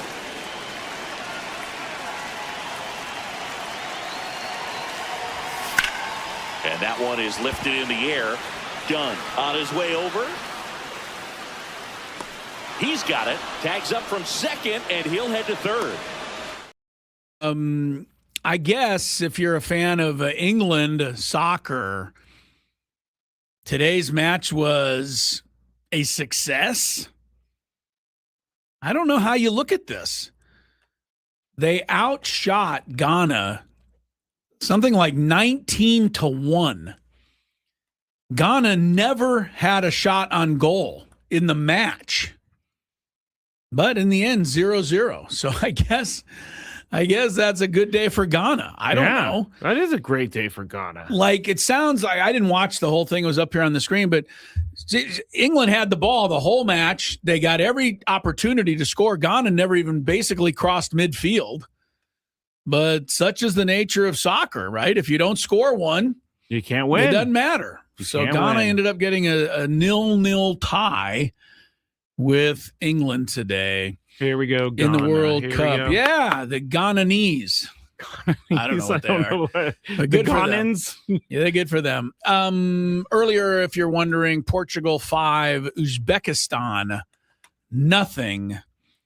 Guy by the name of Ronaldo scored 2 goals in that one. All right, World Cup continuing. The big event tonight is the NBA draft. And I'm a little disappointed because, you and I and Braden have become the draft experts, even though we are not experts at all. Well, Braden feels like he is. Yeah. You and I just kind of jump in there and help him out on the NFL draft shows. But tonight's the NBA draft. And I guess, I don't know, has it lost steam? I guess it has. I don't know that anyone really even notices it's even here. I've never noticed it was here. Right? I've always just one day woke up, news headline was draft is tonight. And I'm like, oh, look at that. And certainly the draft has been completely overshadowed by the trade last night, right? We didn't even talk about that. We didn't even talk about it. Antetokounmpo ended not to the Celtics, which we were talking about on the Big Five yesterday, but Antetokounmpo ends up going to the Miami Heat. He does. And Pat Riley does it again. Pat Riley, what a career this guy's had. I mean, you don't even remember. He was a player for the original Lakers that won 33 in a row in the early 70s. Pat Riley played on that team. He was a backup guard behind Jerry West. Like, he didn't hardly play.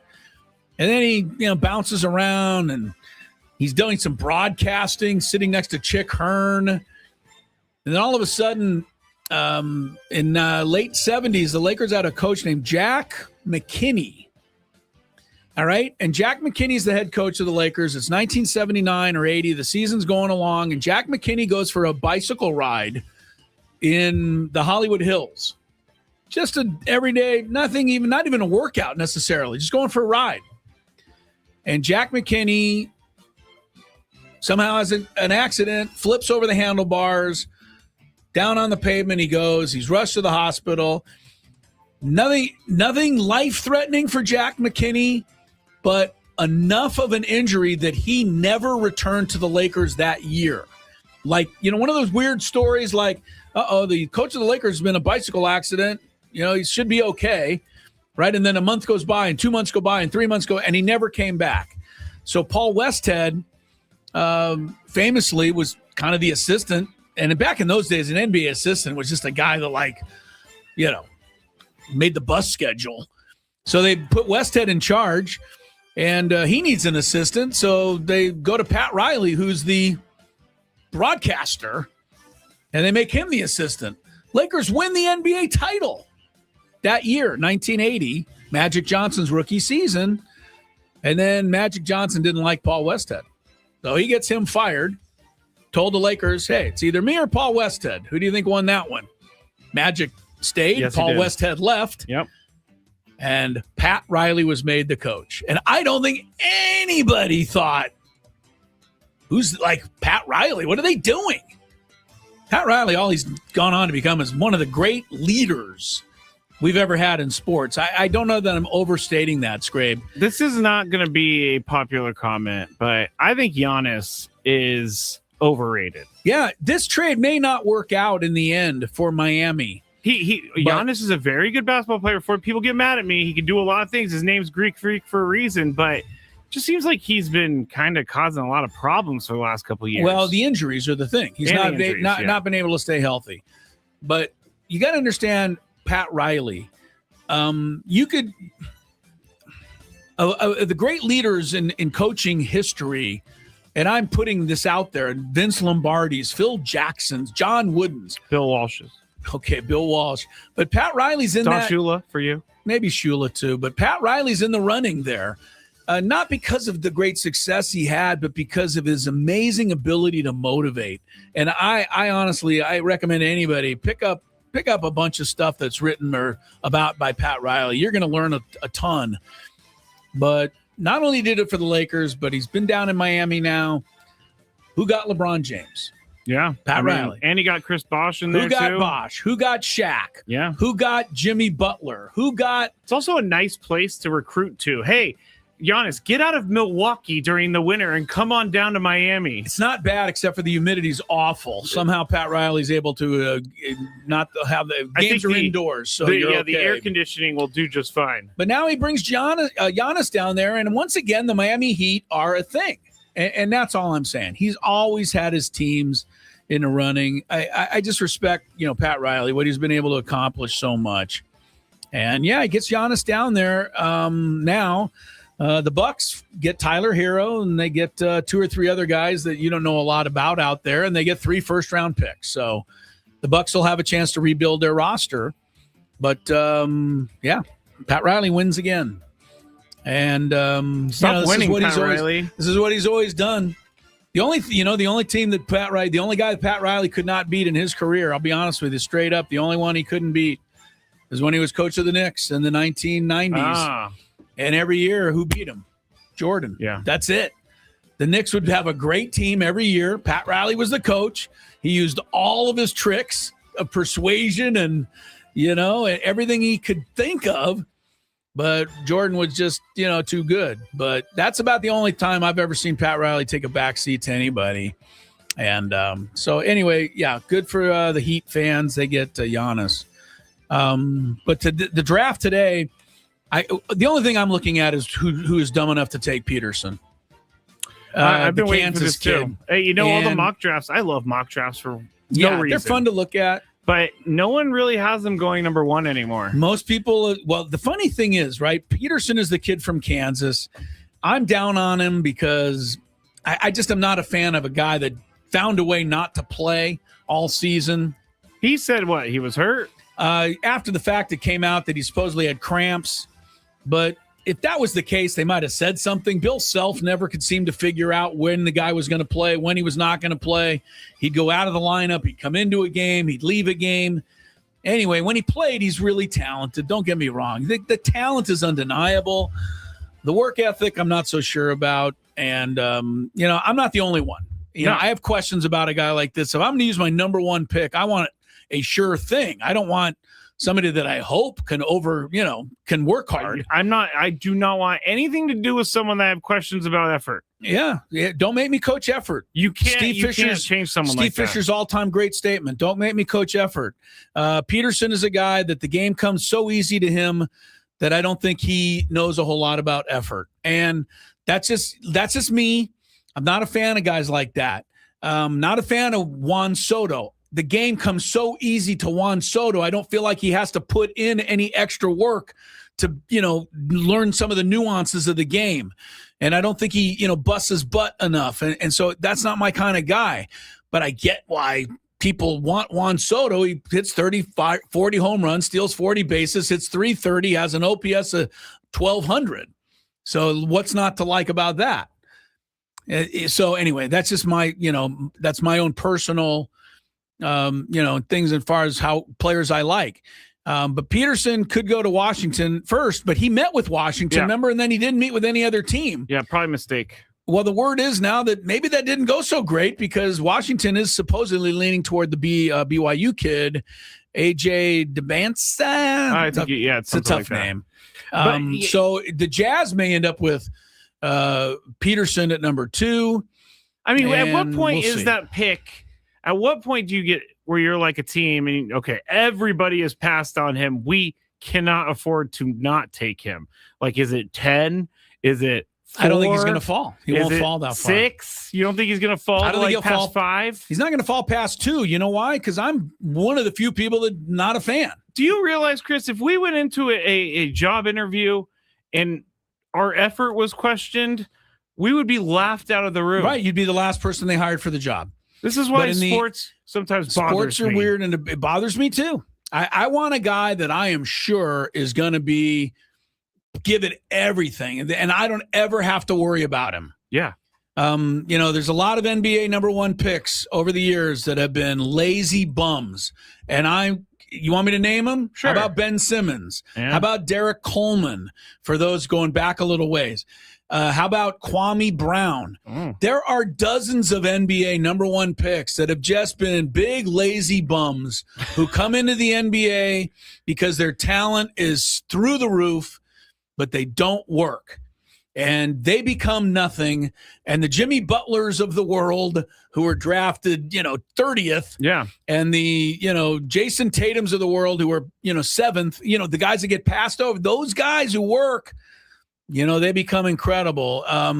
So you can't always measure heart. But I think, with a guy like Peterson, I would certainly have enough questions to not make him a number one pick. But the NBA draft is coming up tonight. The Bulls draft 4th. My goodness. They're going to end up with him. Yeah, that no is kidding. just how it's going to happen. Yeah, the first 3 are going to pass on him, and then the Bulls are going to, well, we have to take him here. Oh, man, I didn't realize they were number 4. We have to watch it now. I know. I'm praying that either Washington or Utah or Memphis, who have the first 3, take Peterson. But, the funny thing is, if you read all the superlatives, Jay Billis and all these guys, Peterson's the greatest player in the history of basketball. So I don't understand how you can, because I know what they're doing. They're taking away the off the court stuff and they're just analyzing on his skill level. Well, I don't think you could take away the off the court stuff. I don't. Here's a great a bit of writing here by one of the guys on ESPN. He says, most talented player in the draft, without question, Darren Peterson. He said, we did not see the best of him during his lone season in Lawrence, Kansas. He had cramping and other issues. What we did see is skill. It was in flashes, but based on those, it is tough to suggest anyone else as the most talented player in the draft. Of course, talent will not be the only factor in having a great NBA career. It takes more than that. The decision on Peterson requires getting over that little voice of doubt in the back of your head that says, is this guy really the guy? If you have that, it to me is a great point. It is a great point. And the guy goes on to write, and I say his name, I don't know who it is who's wrote this little piece, but he finishes up by saying about Peterson, once you get over that little doubt, then there's little doubt he's the best player in the draft. But that's my point. I can't get over that little doubt. Like, I would never, if I was the GM of the Wizards, and then if somebody passed and I was the GM of the Jazz, I'd do the same thing. Yeah. I'd go, you know what? I'll take Cameron Boozer. He's got great talent, great skill, great size. He was at Duke. He was in a national championship game or Final Four. I don't have any doubt. His dad was a player in the NBA. I have no doubt about Cameron Boozer. He's going to come in and work, right? So I don't have to worry about that. But we'll see what happens with Peterson. The Bulls, by the way, are supposed to get, everybody says anyway, Caleb Wilson, who played at North Carolina. Wilson. Oh, yes, he did. Which is, look, if the Bulls are in doubt, take somebody from North Carolina. It worked out pretty well many years ago. Again, athletic, tall, center, forward. I believe he had some injury issues, though, last year in North Carolina. I don't remember him finishing up the year. Oh, yeah, he did. I remember that as well. Clippers pick 5th, by the way. So for, you Southern California, there's some Clipper fans left over out here. I know the Clippers, the word is for them, I think his name is Wagler. He played shooting guard for Illinois in the Final Four. Okay. Freshman, really, really talented. That's who they are saying the Clippers will take. The NBA draft comes up at 5:00 tonight. So, yes. I have an update on something Padres related. All right. Well, let's get back into that because we mentioned it earlier that they were putting Giolito on the injured list and recalling JP Sears. Yes. What else do you have? All right. Annie Halbrin, our good friend on Twitter, said that JP Sears is going to start tomorrow's game against the Braves. Vasquez is going to get pushed back to be the first game against the Dodgers.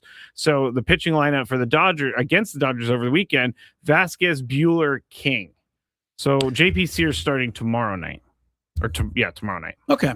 That's a good on the surface. That sounds smart. It does. You want your best pitchers to face. You do not want JP Sears. You're not throwing JP Sears against the Dodgers? No. Well, you do not want that. I'm worried about Randy Vasquez too. He I'm didn't worried. look good last Friday night. That game in Texas was not a good game for him. Nor have many of his recent starts. JP Sears, we'll talk more about him tomorrow before the. Yeah, not really. We'll talk about him more on the before the game tomorrow. But for JP Sears, to me, this is kind of like the only way to go is up. Yeah, you have to. He had a terrible first impression. Yep. But not a great spring. He can change it, if he comes up and throws the way he was capable. If you look at what he did when he was with the Athletics, pretty serviceable pitcher. Mm-hmm. So, let's hopefully we see that. We need some of that desperately. Yes. And you're going to say, well, it's another injury. Well, I don't know. What was Giolito really doing? I mean, he was giving you 3 or 4 innings, giving up 4 runs every time. It wasn't great. It is funny how some of these guys have bad starts and all of a sudden there's some elbow inflammation. And I'm not saying this is just the Padres. This is every other team. My fantasy baseball is littered with guys in the IL with great elbow inflammation. I don't want to say this out loud, but don't say it out loud. Too bad. I'm saying it because I'm a sports talk show host, and this is what I'm supposed to do. Don't be shocked. I have no insight into this whatsoever, nor would I have any way to have insight. But you watch. One more mediocre outing by Jason Adam, and I bet you he'll find the injured list. Oh. He's pitching like he's injured. Can they afford to lose I don't know. Him now?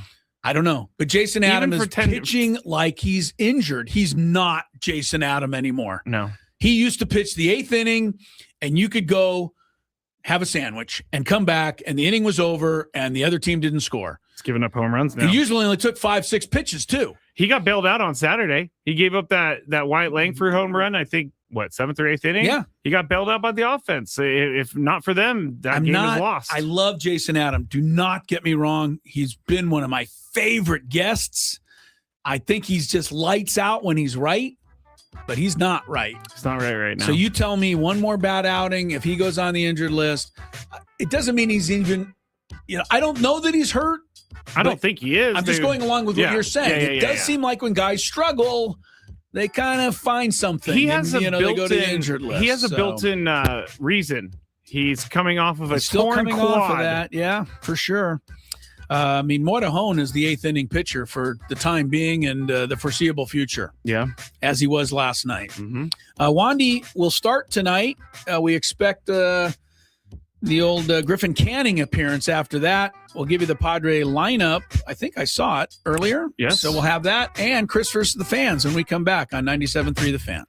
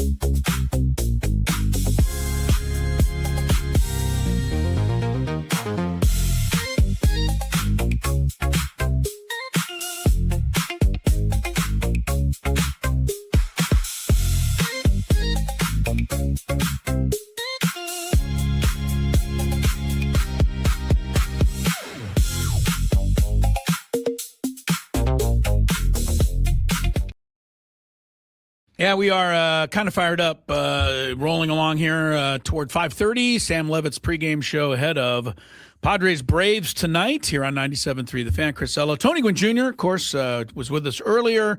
He and Skraby played to basically a 10-10 tie in our Fantabulous Sports Game Show. Earlier today, we could not break the tie, so we will, we'll take it from there next week. You guys will reconvene. Technically means I'm still the champ. Were you the champ in the last Yeah, I won matchup? the last time. All right. Well, then, yeah, you hold the belt. Champ is here. You hold the belt. Where's Tony so I can yell, champ is here? Just call him. Okay, I will. He'd be really happy to hear from you. I'm sure he would love that. That would make his day, without question. We do have a little Padre news if you're just tuned in. First of all, Lucas Giolito to the IL, and JP Sears is the I'm sorry, I don't have better news for you than that. He's the replacement. Yeah, I know it, and he's starting tomorrow. Like, yes, it's not, starting tomorrow. It's not, if you're hoping that they're bringing JP Sears in to just kind of mop up in the bullpen, nope. JP Sears is going to be. We knew this was going to happen. I knew at some point during the year JP Sears was going to start a game. Yeah, but I got to be honest. I think all of us were hoping for a little better than 2-3, 5.16 ERA. Are you looking at his AAA numbers? No, I'm looking at Giolito. Oh, okay. We were hoping for better than that. Yeah. 23 walks, 18 strikeouts. Like, that's not what we picked him up for. And, everybody, remember, nobody touched Giolito. He's sitting there the all off season. Everybody said, why doesn't anybody want him? The guy was great last year. And he was pretty good, 10-4 with Boston, had 121 strikeouts, only 56 walks. So he had a 2-to-1 ratio. He had a 1.29 whip last year, but that whip now is 1.85 with the Padres. So, Giolito's been a failure, for not – again, you guys are going to say, well, what did the Padres do that for? What do you mean, what did they do that for? They wanted to get added pitching depth, and they wanted to get a legit starter, to give them more depth. It turned out, guess what? They needed that depth because they lost Pivetta and they lost Musgrove. Yes. And, so I give the Padres kudos for picking up Giolito. But, if you want to be down on it, well, blame Giolito. He's the one who didn't pitch well. Yeah. So, I don't put that on the Padres. Now, it's not over for Giolito. He's on the injured list. Maybe he comes back in a couple of weeks. I don't know. But right now, JP Sears is next man up. Do you want to hear from I just got sent audio from Craig Stammen. Do you want to hear about what he has to say about Giolito? Yeah, while we're hearing that, though, dial in because Yes. we're going to play a little Chris First the Fans in this segment, 833-288-0973. But, yeah, let's hear about Giolito's demise and the ascension of JP Sears. Yeah, he came out of his last start feeling a little bit of elbow stuff, similar to, probably what he felt last year. What was the beginning of him having to shut down for the season. And he just alerted the trainers right away and said, hey, this is what it felt like when we first, when this started happening. And then 3 starts later, I was kind of done for the year. So just wanted to get out ahead of it and, get him right and, get him back, pitching the way Lucas Giolito should pitch. Is there an indication on the severity of Giolito? You caught it early? Yeah, I think we caught it early. So I don't think it's super severe, just got some inflammation in there. Just a little irritated. I'll probably be down from throwing for a couple of days and then get back at it. That did not make me feel great about the situation at all. Anybody who believes that we just wanted to get out ahead of it is something that is supposed to appease me. Understand that we just wanted to get ahead of it with Nick Pivetta. We just wanted to get ahead of it with Musgrove. And we just wanted to get ahead of it with Cronenworth. Well, he's putting this on the table. And we just want to get ahead of it with Camposano. It's not a knock on Craig Stammen. He's saying what he needs to say. He's the manager of the team. He doesn't want to tell everybody that, man, this could be horrible. But we know. We've heard this so many times. Arm stuff is all the same, It's basically. always – he just felt a little twinge in his elbow that last year led him to, end his season. So I'm supposed to think this time, though, they caught it ahead of time and it won't be the end of his season. This is Craig Stammen signaling to us by saying, oh yeah, he felt like this the last time he was out for the year. This is him signaling. Yeah, I can't think anything different. I'll be honest with why you. didn't he just say, and I'm not blaming Craig Stam, I'm actually very happy that he gave us something to talk about. He's doing the best that he can do in the position he's in, and the position he's in is to be the manager of the team and keep the boat sailing along. Yep. His job is not to sit here and go, well, that's it for him, especially when it isn't officially it for him. They are going to see if they, can calm the elbow down and get it back, but I'm not going to count on it. No. Are you? No. The elbow stuff, you could just count out someone forever. Sounds like you can. I'd be totally. And if this is a chronic thing for him, I feel bad for Lucas Giolito because this. I'm not disagreeing with you at all, Skraby, but I've just when Spencer Strider got taken out of the game 2 weeks ago in the fourth inning because he was throwing 87 miles an hour, the first thing the Braves said is we're going to give him 48 hours. We're going to just rest him and hopefully he can make his next start. Maybe miss a start. Oh, that never works. And Whenever I thought, say maybe. And I thought he's throwing 87 miles an hour. Spencer Strider, he's done for the year. Well, he is done for the year. The guy was on did earlier. Officially do that? No, it's 60 day. But, okay. So he conceivably could come back at the end of August, but that's not going to happen. Gotcha. You know that as well as I do. You never know. Good team. Try to get him in shape before the playoffs. Not going to happen. JP Sears, by the way, just to make everybody feel much better about things, at El Paso this year, 4-3, ERA 7.92, WHIP 1.838. You can't do that without the context of the Pacific Coast League that everybody always says that you'd never pay attention to pitchers' numbers in the PCL. I can pay attention to 62 strikeouts and 28 walks, all right, which isn't bad. No, not at all. All right. Let's play Chris versus the fans and get my mind off of all of this injury stuff for the moment. Yeah, no more elbow soreness for you. If you had one shot, one opportunity to take down the human almanac himself, howdy do. Now is your time. Listen to me, this guy is dangerous. Now is your opportunity to win a prize. Well, I hope you know what you're in for. Chris versus the fans starts now on 97.3 The Fan. All right. We will not be playing for the Padres and Dodgers tickets. There's going to be later. Yes. Those are going to be later. Keep listening because we got a pair of tickets, 2 tickets to Padres and Dodgers on Sunday. And Chris will have your question for you between now and the end of the show at 5:35. Here, you're going to be qualified for a chance to win the grand prize if you win a 2-night stay at Town & Country Resort, $250 food and beverage credit. You can work on your resting vacation face this summer at Town & Country Resort. 3 pools and a 4-story water slide named Twister make Town & Country a family favorite. Rates start at $199 per night. Exclusively for fan listeners, visit townandcountry.com/thefan to book now. The rules. You have to make it through 3 questions. Each question will get more difficult. If you get the question right, you move on. If you get it wrong and Chris gets it right, you're eliminated. But if Chris gets it wrong, then you move on to the next question or you win. If you're a first-time player, let us know before you get into it, and you'll get that question for free today. All right. I think we got everything. Chris, give me a number 1 through 6 without looking. 2. Uh-oh. It's your arch nemesis, Robert.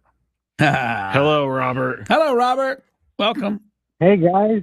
Don't panic. As long as I'm not injured in October, I'm not worried. Okay. He's not worried, Chris. How's your elbow feel, Robert? I just want to make sure the elbow's okay. Hey, I'm ready to go. All right. Here we go. Robert's playing. Question number 1. Robert's on the active list. He's on the active list. What team did Giannis Antetokounmpo just get traded to? Oh, I am not a basketball fan. Miami? Oh, I was going to say. We're just talking about it, Robert. You're right. You got it. That would have been tough. All right, here we go. Question number 2. Manny Machado has the most RBIs for the Padres so far this year. Who is second on the team? And Padres RBIs. All right.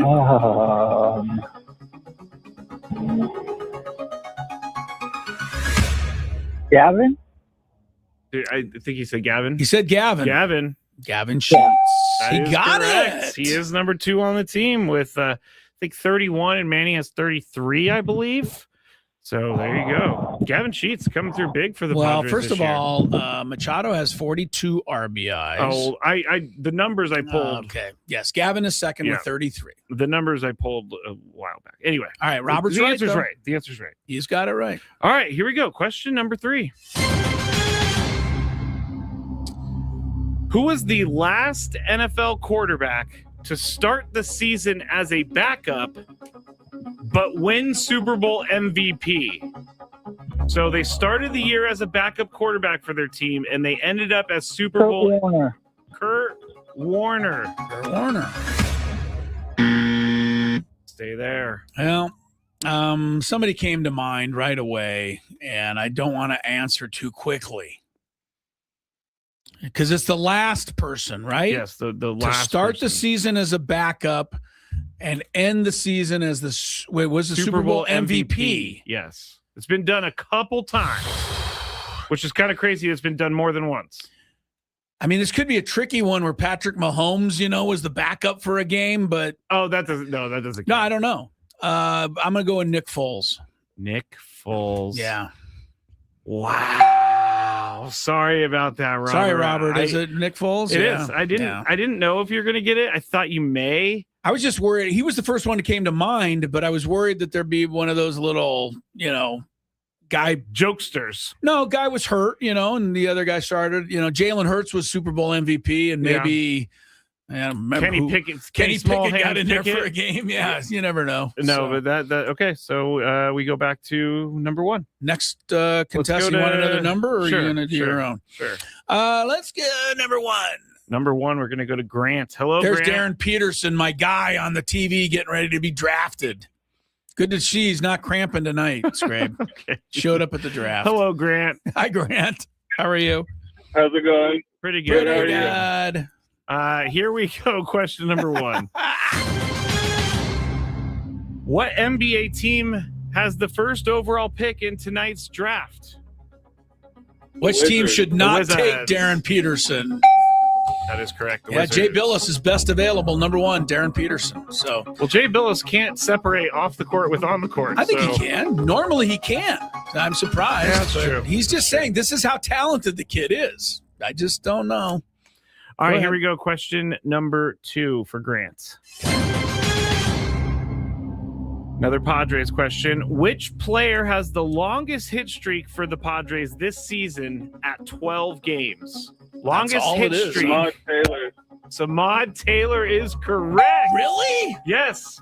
12-game hitting Yes, streak? That's yes. the longest? And it was someone who joined the team like 3 weeks ago. Is it still going right now? No, it's over now. Oh. It's over now. But All right. I think he just stopped it like 2 days ago. All right, good for Samad. Yeah, good for Samad. And, good and for frankly, bad for the rest of the team that he's the guy.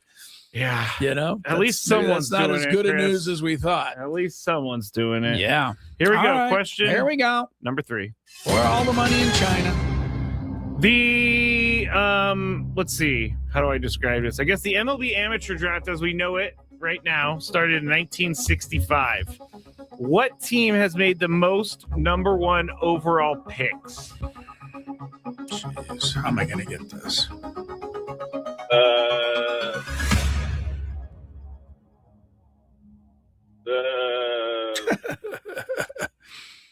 Gonna need an answer, sir. Give it a shot. You're looking The Astros. Astros. Stay there. Who's this on This the is line here? Grant? Yes.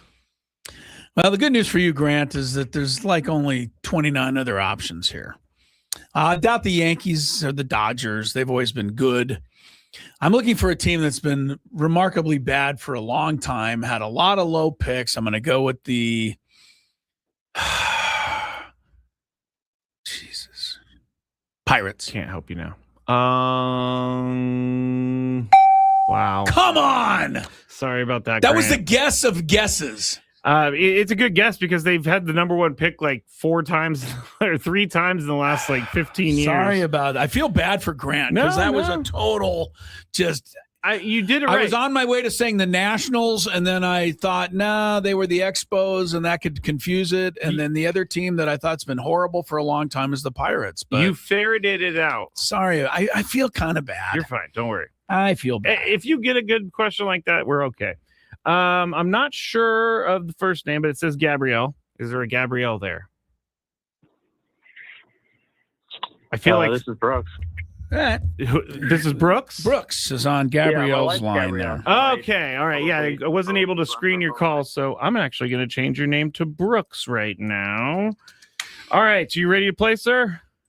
Yes, I'm a first-time player. First-time player. I love it. Question number 2. I'm very fired up by that. You are. What Padre... Hold on, let me start this over. What Padres player holds the longest streak of consecutive games with a home run so far this season? Mainly, who's hit the most home runs in consecutive games this year? This is number 1? Number 2. Oh, number 2. Machado's hit the most. I'll just go with Machado. Machado. All right, so you're going to read the question again is what? What Padre player holds the longest streak this season of consecutive games with a home run? Yes. Well, there really aren't a lot of options here. I mean, Machado's got the most home runs. I seem to remember Sheets going like 3 or 4 games in a row, so I'll go with him. It was Freddie Fermin with his power surge like 2 weeks ago. What did he have? 2 games in a row? 3. Oh, 3. Yeah. Okay. No, that's good. Yeah, Freddie Fermin. Snuck that one under the wire, Skraby. Good job by you. I did. Freddie Fermin. Great question. That might be one of your best questions in history. I saw it and I was like, gotta go with this. Good. But I thought you were going to get it, honestly. I should have gotten it. I just kind of, it's the old brain cramp. It happens often. All right, Brooks, here we go. Question number 3. This might be too hard. I'm going to change the question. Too hard for anybody? Yeah, there are 4 golfers to have won the U.S. Open 4 times. 3 are American. Name 2 of those Americans. 4 players have won 4 times. Name 3, or there are 3 Americans. Name 2 of the Americans. So 2 Americans that have won it 4 times? Right? Yes, but the U.S. Open. Sounds like a Google search. Yeah, it sounds like a crazy question. I don't know where Skraby's going. I'm going to go Tiger Woods. I would go with Tiger. Yeah, Tiger and Spieth. I don't know. Jordan Spieth. He wishes he could win a U.S. Open. So we're looking for Stay 4. There. We're looking for 4 U.S. Open titles. Yes, 4 U.S. Open titles. 3 guys are Americans. I'll give you the Scottish guy. It's Willie Anderson back in 1901, 304, 05. He won it. Oh yeah, I remember Willie. I had him on the show. Oh yeah, had him on the show after he won it. I'm gonna go with Jack. Okay, Jack and Tiger. Jack and Tiger. Yeah. Wow! What? Brooks, stay right there. Get out! It was. Tiger's not on the list. He didn't win the U.S. Open 4 times. Really? Yeah. Wait, let me try. Is it Ben Hogan and Arnold Palmer? Or? You got Ben Hogan, Jack Nicklaus, and then the last one, kind of a tough one, but name's definitely famous enough, Bobby Jones. Yeah, it's in the But you did Ben Over Hogan 100 Jack years Nicklaus. ago. Brooks, good for you. You won on your first trip in. Stay right there. Congratulations. You are going to hopefully qualify for the staycation at the old Town and Country. We'll do more Chris vs. the Fans tomorrow. Do you, real quick, do you know what years Jack, do you know what decades he won the U.S. Open? Jack Nicklaus? Yes. In the 60s and 70s. I think he might have snuck one in 1981. He got one in 1980. 80. So he won a U.S. Open in 3 different decades. I remember the one he won in 1980. I thought it was 81. There was a good guy that finished. I would like to. I just, you know how you remember certain tournaments in your life? Oh, yeah. Of or course. do you? I don't know if you do. No, I definitely do. All right. So Nicklaus wins the 1980 U.S. Open, but there was a guy chasing him. I had to look him up. He was really good that day. What's his name? His name was Isao Aoki. Oh, yeah. Japanese guy. He had a great tournament, like out of nowhere, and he and Nicholas played the final round together, and of course Nicholas prevailed. But Aoki was a great foil for him. You know, much like the year when Tiger won the PGA and he beat that guy named Bob May, who was like a Chevy salesman or something. I do remember that, yeah. But they had an incredible duel. They did. You know, and went into a playoff and the whole thing. Yeah, But so Tiger wins and Bob May goes back into total obscurity. And he gets to tell people he took on Tiger Woods. And took him to overtime in a holes. PGA. Yeah. All right, Gwynn and Chris, break time. More. Clear your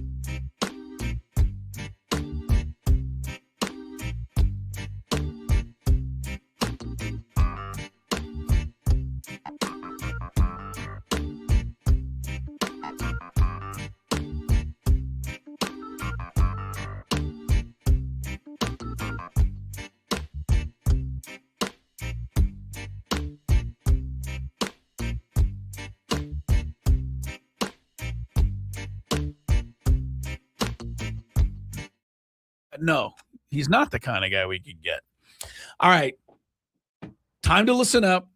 Oh, here it is. Time for your chance to win tickets to Sunday's Padres-Dodgers game. Wow. Here's how this works. If you've heard it the last few, you're going to have a little bit of an edge on those who are hearing it for the first time.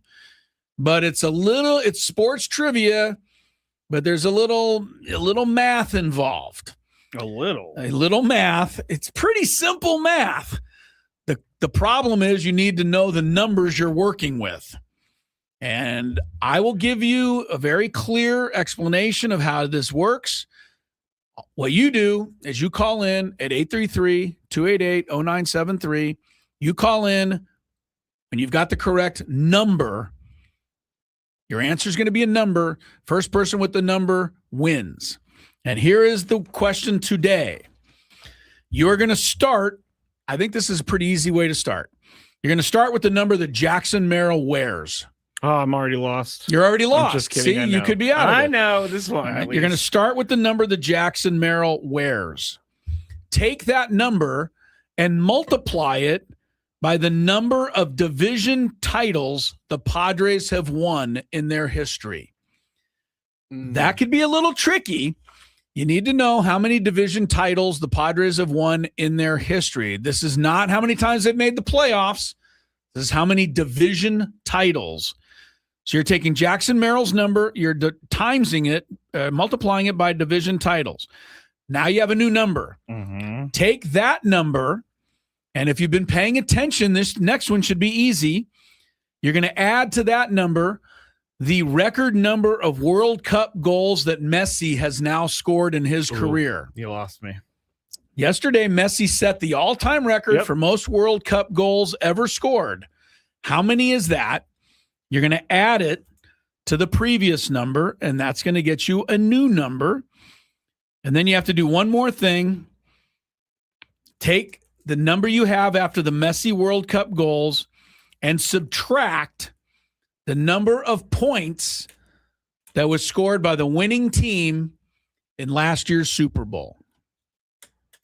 And now you will have the final answer, which is the correct number to win Dodgers Padres tickets. I'm going to give it to you one more time to give you one last shot. You're going to start with Jackson Merrill's number. You're going to multiply it by the division titles won by the Padres in their history. You're going to take that number, add to it the number of goals Messi has scored in World Cup play, and you're going to take that number and subtract the number of points scored by the winning team in last year's Super Bowl. If you know that, knows, I didn't want to do this ever. So. You never wanted to do this? No. Skraby thinks that you guys out there have no chance. That's not what I'm saying. The funny thing is is very confusing. You find it too confusing. But Tony says he got a headache on the chat. Yeah, but we've had a winner on the first person who's called in every single time we've done this. I was making you feel better. We'll see if somebody out there can get it this time. First person with the correct number answer, 833-288-0973. You will go see the Dodgers play the Padres on Sunday. Good luck. I actually got in trouble once when I worked at the bank for looking up a celebrity, and it was totally wrong on my part. Totally wrong. Looking up their account number? Just I searched their name in the account system. And Skraby, what is wrong with you? I was like 19. You'd be better off. You would be better. You'd be better off admitting that you wear your underwear inside out. Frankly, This guy is just searching up people's accounts. It only happened that one time because I got caught. How did you get caught? The account was flagged, and anybody taking a look at it gets logged. And so I got called into the boss's office like 3 days What later. did that come? I'm sorry, I gotta ask, but nobody's supposed to be doing this preview. What did that conversation? How did it go? Well, why were you looking up Paris Hilton? Is that who it was? I can neither confirm nor deny. Oh my goodness. I can neither confirm. That's really funny, Chris, that you just yelled out that name out of all names. No. But I walked in, I got called into the office, and I sat down, gosh. and all my boss, I loved her. She was great. Her name was Sharon. Amazing boss. She just slid the piece of paper in front of me. You knew said, what time did you it was. visit this account? And I looked. Yeah. She was like, we're going to have to write you up for this. And if you do it again, we're going to have to fire you. And I said, I'll never do it again. And I got out of there as soon as possible. I took everything, but it was not good. Not good. Just curiosity, huh? He's like, I wonder how much they have in their account. Yeah. I mean, before I got caught, I did look up athletes. And, oh my God! I'm so glad you're sitting in this seat now. Yes, I'm so happy you're not doing any job that can be dangerous to people's futures. This was in the first year that I was there. I learned my lesson thoroughly. Chris, as I said, as soon as they walked in, there was like, yeah, that's our guy right there. That's our window. We're gonna take him down. Yep. Just lucky I didn't get caught for like. I can't even say. I'll tell you guys off break whose account I saw and how much money they had sitting in their checking account. And this was how long ago, too, by the way? 2009, 10. Way before I became a good person. Didn't Bank America end up getting in trouble? Or was that it was one of those banks got in trouble? All of them get in trouble for selling information. But I heard folks like you. I wasn't selling any information. I was just wanting to see what was going on. Curious. I didn't check their account activity, which I could have. Been like, oh, they bought this here. I'm going to go up there. You know, I'm not that creepy. Well, that's stock. Oh, yeah, you're not that bad. I'm not that creepy. This is amazing, by the way. We're supposed to be doing. How are we supposed to do baseball picks under these circumstances? We can't anymore. I think we gotta push it. You guys never did it? Well, I mean, no, Skraby, we didn't. Really? Okay. Like you work at a bank, you're looking at people's account information. That's unbelievable. It only happened for a little bit, and then I got only for a little bit. I can't stop laughing at this because it is quite hilarious, Skraby. But you were saying that I may have gotten robbed or whatever. I actually did get robbed when I worked in San Francisco, and they're called quick change artists. How long did you work in the banking industry? 8 years. I was a teller supervisor when I finished. I was also the merchant teller, which took in around $150,000 in cash a day. Guess what? Always balanced at the end of the day. Yeah, I bet. But there was a guy who walked in. He had about $5,000 in hundreds, and he handed it to me. He said, "Can I get 50s for these?" And I said, you know, it's pretty annoying that he wants $5,000 in hundreds. And he wanted $5,000 in 50s. He just wanted 50s instead of hundreds.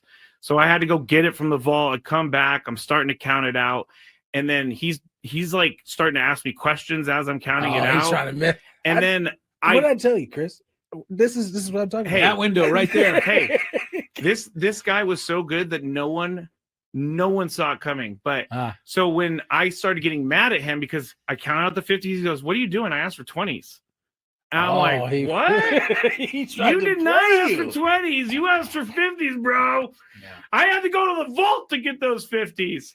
And as I was getting all mad and talking to my boss, he took the cash off the counter and put it into this folder that he had on the thing that the original 5,000 in hundreds. Yeah, well, he kept going like that, and then I was so mad, I just grabbed it and I threw it in my drawer. And then he was like, "You know what? I'm out of here." And he walked out. And then at the end of the day, $3,000.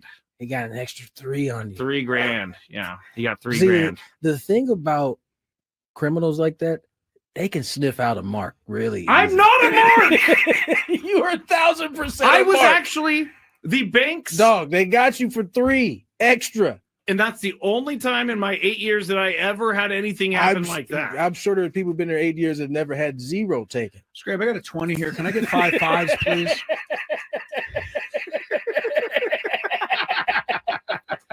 I hate you guys. Let's get to that was one of the worst moments of my life, but you know what? It taught me a lot. Never trust anyone ever again. You know what?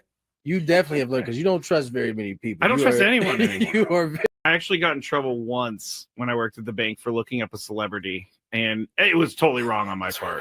Totally wrong. Looking up their account number? Just I searched their name in the account system. And Skraby, what is wrong with you? I was like 19. You'd be better off. You'd be better off admitting that you wore your underwear inside out. Frankly, This guy is just searching up people's accounts. It only happened that one time because I got caught. Oh, How did you get caught? The account was flagged, and anybody taking a look at it gets logged. And so I got called into the boss's office like 3 days What later. did that come? I'm sorry, I gotta ask, but nobody's supposed to be doing this preview. What did that conversation? How did it go? Well, why were you looking up Paris Hilton? Is that who it was? I can neither confirm nor deny. Oh my! I can neither confirm. Yeah, it's doable. Preston did it. And as a result, Preston is going to see the Dodgers-Padres game. Skraby and I argue about this every time, and I don't think this argument's going to go away until hang on, until I convince him that somebody out there driving in their car actually knows the answers to these questions and can figure it out. You think that if somebody doesn't have a phone in front of them or is writing numbers down to do math on a piece of paper, they're eliminated from that particular challenge. And I say that if you know the answers to those questions, the math part of it is first grade math that anybody can do in their head. And if you know the numbers, you're going to get it right.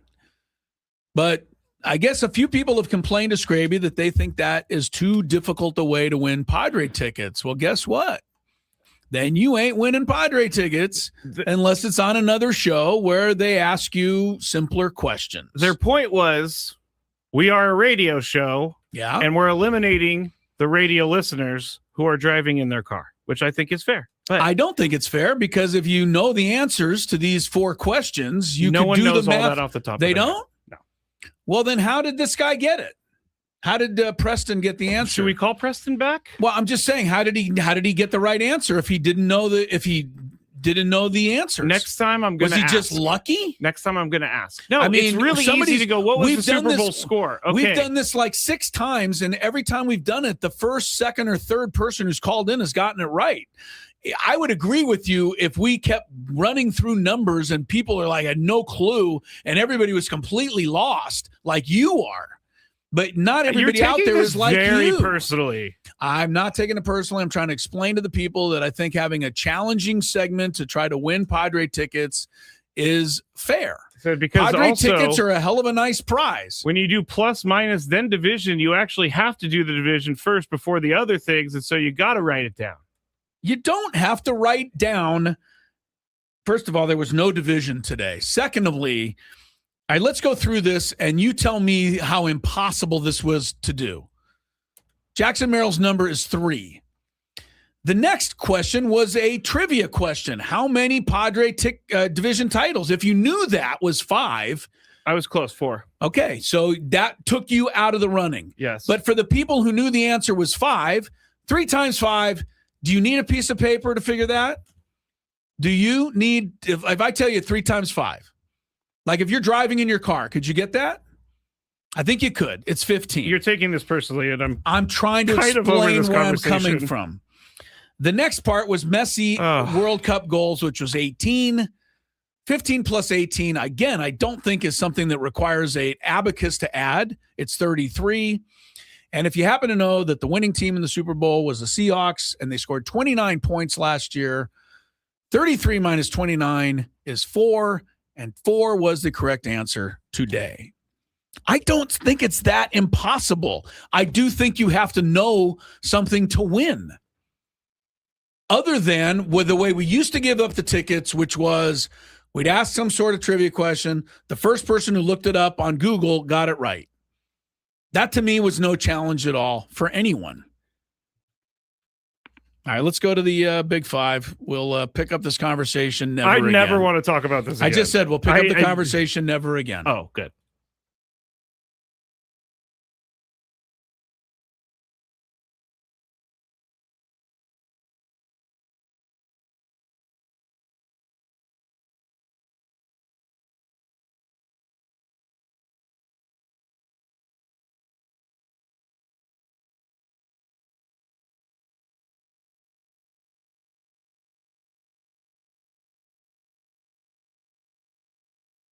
I do know we're only 14 and a half minutes away from seeing who gets picked number 1 in the NBA draft. And because the clock begins in 14:26. Right, but then the team will go on the clock probably for 15 more minutes. That's probably true. And then there's the half-hour preview show. Yeah. We're not starting this thing until like 5:30, I'm feeling. Yeah. All right. Number 5. Let's start with this because Luis Campusano, we've been wondering where he's been. He, went on the IL weeks ago with a broken toe. They've been slowly updating things on Luis Campusano. Now, when he gets back and is ready, let's assume that Freddie Fermin is back. Is it as simple as Duran just goes back to AAA, or are you thinking about keeping Duran and having Campusano be Fermin and take Fermin's spot? I think Fermin saved himself with those home runs. So, no, I think Duran will go back. You think Duran will go back and it will be the original catcher core of Fermin and Campusano? I think Campusano should play a little bit more, but I will tell you something. I've kind of got to the point now with Campusano where he's starting to bug me. Honestly, it's just bugging me.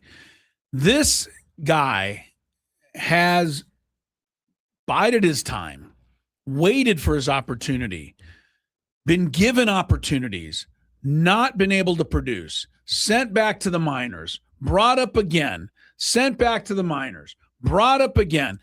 Campusano's been given more chances to succeed at catcher than maybe any other player in the history of catcher. And then his chance comes. He's having a good year. He's hitting 288. He's got some home runs. He's driven in some runs. He's got a 958 OPS, which is better than, dare I say, anyone on this team. And the starting catcher goes down, and it is his chance to finally make it. And he breaks his toe. And everybody says this is an injury that requires pain management. I don't know. Then manage the pain. I'm not saying return in 2 days. I'm not saying return in 2 weeks. But I'm saying that the opening of the window for Campusano to return, he went out on May 5th. That's 6 weeks ago. I just think you got to find a way in. This is your chance.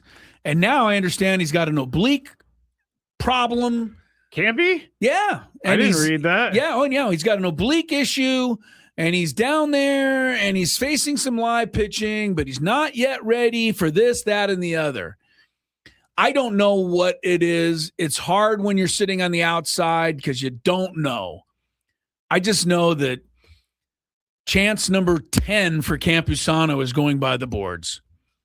And I would have forced my way back in. I would have told them, you play me with a broken toe. You do whatever. This is my chance to finally belong and finally earn my spot. So I'm disappointed in Campusano that he hasn't been able to come back. And we hardly ever even hear of it. Like he's still, sounds to me like he's another month or two away. And maybe that's, the fault of the people who said that a broken toe shouldn't be something that bad. But I'm sorry, man. 2.5 months. I'm tired of waiting around for him. Is there maybe a reason that he's just not ready to come back? Yeah, I'm sure it is. Maybe. So why are you mad at the guy? I don't know. I just was it maybe you just said this. Maybe you just said this, but did he? It was a foul ball that hit his foot. Yeah, he broke his toe on a foul ball. I mean, totally. I would have thought he would have been back too. Totally should have been out for a while, and he was out for a while, but he's been out way too long in my mind. I would have totally thought he would be back at this point as well. I would think that a broken toe maybe is like a month. I mean, you can say whatever you want. You can hide behind whatever injuries you want out there, but there's just certain guys that would will themselves back. I just think they would. I'm sorry I'm being unfair if you think I am. But I think you have to ask the question, if and when Campusano comes back, who should play? Oh, he's coming back at some point. I mean, it's not like he has a concussion. I would think that Fermin might be out longer with the concussion symptoms. We know how that's going. Campusano's on 6 weeks, and he's nowhere near coming back. And every time I read about it, so it's not fair to him if they're reporting it wrong, then that's on, the reporters. But the reports are he's facing live pitching. He's going through drills.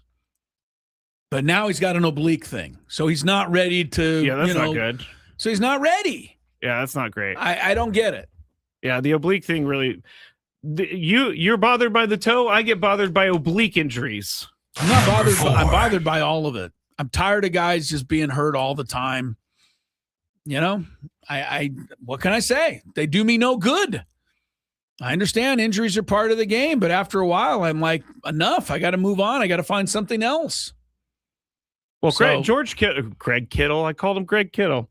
George Kittle is recovering from an Achilles injury that he had. He said he's going to try to get back by week 1, but really what happened on the pardon my take. They asked him about all of the football stadiums that use artificial turf putting in grass. And they said, what do you think about that? And Kittle said, quote, if you could put grass in MetLife and in SoFi, I think you could do that year round if you really gave a bleep. I mean, that's my opinion. I think if you pulled every single player, I'd say 90% would say they would prefer a grass field and 10% say they don't care. But 90% of guys prefer to play on a grass field. So it's just like you just showed you could do it. So then why don't we do it? End quote. So I'm up first. Do you think the NFL is eventually going to have to listen to players? I don't think they're going to, but I think it's going to get loud. I think the players are going to be very loud about this because you willingly brought grass into all of these stadiums after telling players for years it's not sustainable or feasible to put grass in your stadium. So if you could do it for World Cup, you got to be able to figure out how to do it for the NFL. Chris? The only thing I'll support the NFL in on this particular item is maybe, the grass they're talking about that they're using for the World Cup gets torn up differently in an NFL game than it does in a soccer match. But I don't know enough about it to be sure. Me neither. That said, yeah, it seems like a no-brainer. You've figured out how to do this grass thing for the World Cup. So the NFL, let's put it down. The NFL should spare no expense ever for anything, right? When it comes to you would think, to the layout of the stadium and the turf and everything should be 100,000% first top-notch class thing for these players with the kind of money this league has. Yeah, they put so much money into making sure that their players are healthy, but they will not put in grass. So, which George Kittle is thinking that maybe his Achilles. There's been some 49ers injuries. There's been lots of injuries. I know that some of the Giants players. Don't a lot of guys get injured at the Giants stadium, yes, it seems like? It is. MetLife Field is one of the worst for it. And now Aaron Rodgers is another example of that. A couple years ago when he was with the Jets. Tore his Achilles. Yeah, you'd think that they'd invest in it. So maybe they have a reason that I don't know about. I would hope. Number 3. We talked about Becky Hammon, the Aces coach, talking about Jalen Brunson not being a quote-unquote 1A dude. Well, she was asked about what she said now that they've won the NBA Finals, and she is not going to back down from this at all. She said, quote, Jalen, all he did was prove history wrong. He proves he's an outlier, so you could put his name next to Steph Curry and Isaiah Thomas. I thought he played brilliantly, especially down the stretch. I mean, he was that 1A dude, but apologize? I'm never going to apologize for having an opinion. That's what ESPN pays me for. Do you agree with Becky Hammon, or should she just apologize for this? Should she apologize because her opinion turned out wrong? I don't think so. I think most of the time her opinion turns out to be right. Is she's the coach of the Aces? Yeah. She was an assistant. So why with does the ESPN Spurs pay too. her? I don't know. She was an assistant for the Spurs too under Popovich. No, I knew that. I think she's pretty smart. I don't think you should apologize for every take that is wrong. I agree with Otherwise, you shouldn't, takes are no good, right? You have to, have an opinion. Yep. They're not all going to turn out right. We'll get you set for tonight's game. Maybe finish the Big Five next on 97.3 The Fan.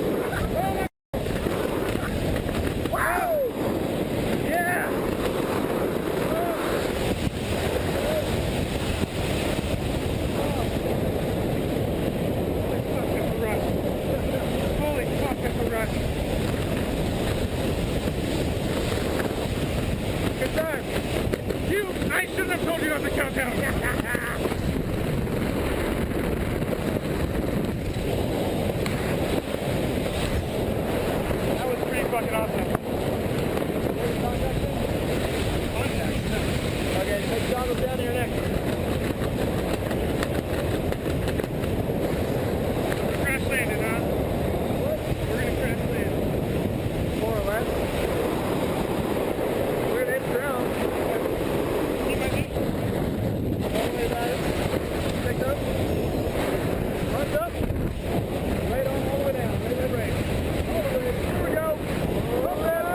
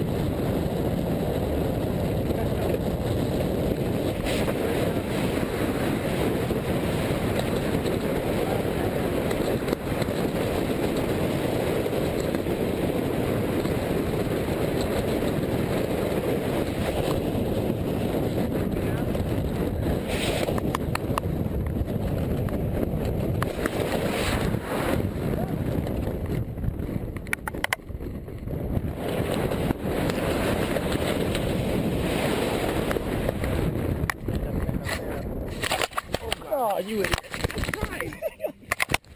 Typical tandem student right there. To the happy hour, we go. Got a couple of more Big Five items to take care of, but before that, Skraby's got some Padre news. We've had a couple of Padre news items today, the first of which was that Lucas Giolito went on the IL, replaced by J.P. Sears. Yeah, oh, yes, I can hear all of you going, woohoo, J.P. Sears. What, are they just going to put him like last guy in the bullpen? Nope. No. They got big plans. J.P. Sears is starting tomorrow's game against the Atlanta Braves, so we can all look forward to that. Wandy Peralta is starting tonight's game against the Braves. As the opener, we assume that it'll be Griffin Canning following him to the mound. How long can they do this for? Well, I guess it worked last time, so they're going to do it again. All right. You know, I would do it if it keeps working. Yeah. I don't know. We've been over this already. I don't even get it. Yeah. Like, to me, you get to the sixth inning and then you need a reliever, and Bradley Rodriguez is already done for the game. You know, so it does take an option away from you for sure. But they, somebody told them it works, and so here's the deal. Every time the Padres have done the opener this year, the inning of the first inning has been 1, 2, 3, pretty much. I think anybody's given up a run. Yeah, it hasn't worked against them. No, but I just, if I'm Griffin Canning, I'm like, are you kidding me? And if I'm the Padres, I'm like, no, we're not kidding. You can't get anybody out, so we're gonna have to help you. I mean, I'm surprised that Lucas Giolito was the one. Maybe his elbow really is like super sore, but Griffin Canning has had 8 or 9 starts now, and I haven't really seen a guy that I 100% trust in a big game. Well, you can't trust Griffin Canning in any game until he can start throwing strikes. Simple as that. This is what you brought up on your notes on scorecard, is that he's always behind in the count. Yeah. Even last game, when he got the win, his first win as a Padre, 4 1/3 innings, 3 walks. You know, I mean, that's normal for him. That's like okay for him is 3 walks. But that doesn't include the times it's 2-0, 3-1, 2-1, 2-0. It's like, you know, Randy Jones used to say it. I'm going to go, you know, down to the end with it. But the best pitch in baseball is strike 1. And it just puts the hole at bat in your favor as a pitcher. And Griffin Canning, to me, spends too many at bats where it's in the other guy's favor. So, you know, we'll see what he can do tonight. He walked 3 last time, 5 before that. Had that one debacle in Milwaukee when he walked like the first 4 guys or something. It was crazy. So, you know, I got the whole extended spring training, give him a little time, but he's had time now. This is his 10th start. 10th start, okay. And I know it's not because he's not officially starting the game, but you know what I'm saying, right? It's the same thing. And, you know, look, I look at Griffin Canning last year, 70 strikeouts, 35 walks. I look at him the year before, 130 to 66. I look at him the year before that, 140 to 36. This is a guy that in his career has what? Thrown strikes. Not this year. Or not yet. Yeah, not yet. All right, so he'll get the start tonight. But that's not the news. No.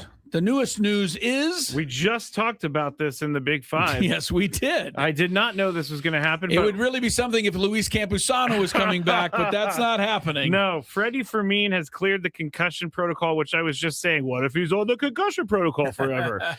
He is back. They have optioned Blake Hunt back to AAA. Yes, Blake did not get much of a look. Duran did all the catching while he was here.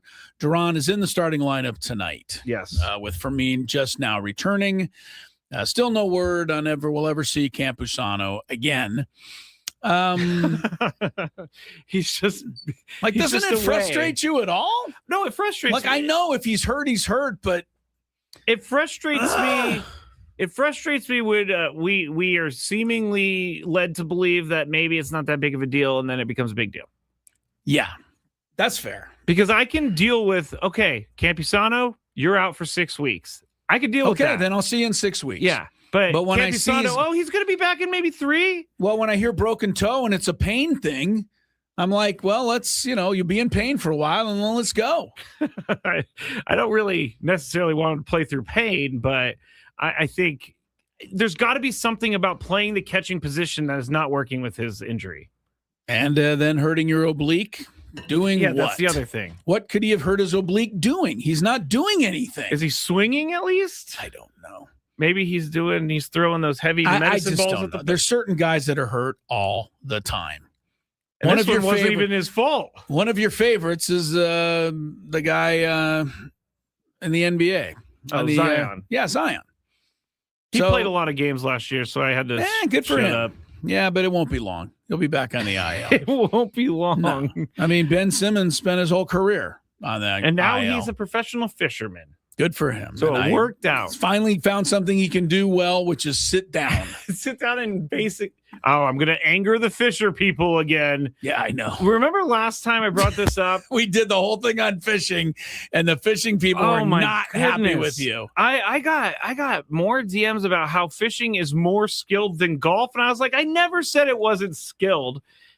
I just think you throw a thing in the water and a fish comes and gets it. It is, you pointed out when you caught your, 100-pound halibut? Yeah, 100-pound halibut. Yeah, you're on the board with that. Yeah.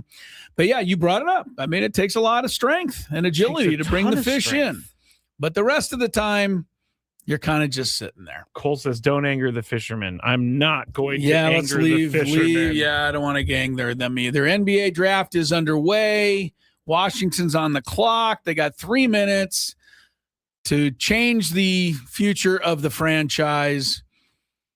They already re-signed Trae Young, which is a $140 million mistake. I agree. Because I don't care how many points he scores. He never wins a game. So you might as well add to him Darren Peterson, another guy that I don't expect is going to really put his nose to the grindstone. I'm actually I'm looking forward to seeing where he goes. Yeah, if he goes to the Bulls, I'm leaving. Yeah. So, all right, let's go. He goes to they are number 4. I know. If 3 teams pass on him and the Bulls say, "Oh, good, we'll take him," yeah, I won't be a happy camper. Brandon has a question. Would you rather be on the board with 100-pound fish that you caught or a hole-in-one? Hole-in-one, easy. Yeah, but I think so. The 100-pound fish is good, but no, I hole-in-one. Yeah. I don't even understand how to react if there's a hole-in-one because I've never seen one. I've never seen live. one either. But I've hit a ball close enough, you probably have too, where it's kind of going in that direction, it's rolling or whatever. And I've gotten so nervous just waiting to see the result and almost relieved that it didn't go in because I didn't know how I would react. And by the way, you always think you say if you make a hole-in-one or if you get a hole-in-one, you have to buy drinks for everyone. I think that's an old wives' tale, Chris. Well, yeah. How are you going to do that anyway? Well, you go. Is everybody on the golf course got to come in? No, I'm saying I should have said your group. Your group. You're supposed to buy drinks for your group at the 19th hole, which is usually the local bar. Well, you know where my 19th hole is when I play?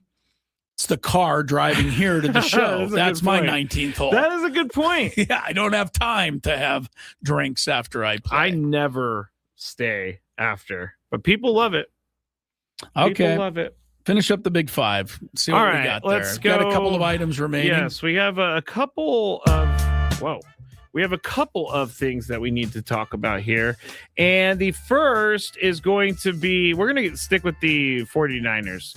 A breakup between the 49ers and wide receiver Brandon Ayuk is pretty inevitable at this point. ESPN, what was the latest? What I read that he said he's he loves the Commanders now. Yeah, he said go Commanders. He is so weird. He is. What a problem. Why do the 49ers even still put up with him at all? Because they're trying to find a trade partner, but it's not looking like it. But ESPN's Jerry Fowler reported that multiple teams are waiting for his release so they don't have to give up anything in a potential trade because they know at some point the 49ers are just going to have to cut bait and then they can go after him. The reason he wants to go to the Commanders is because he has a relationship with Jaden Daniels when they played at Arizona State together. So I don't know. But my question, Chris, for you, if you're an NFL executive or an NFL front office, would you give him a chance? No, I would not. Thank you. I've been through this before.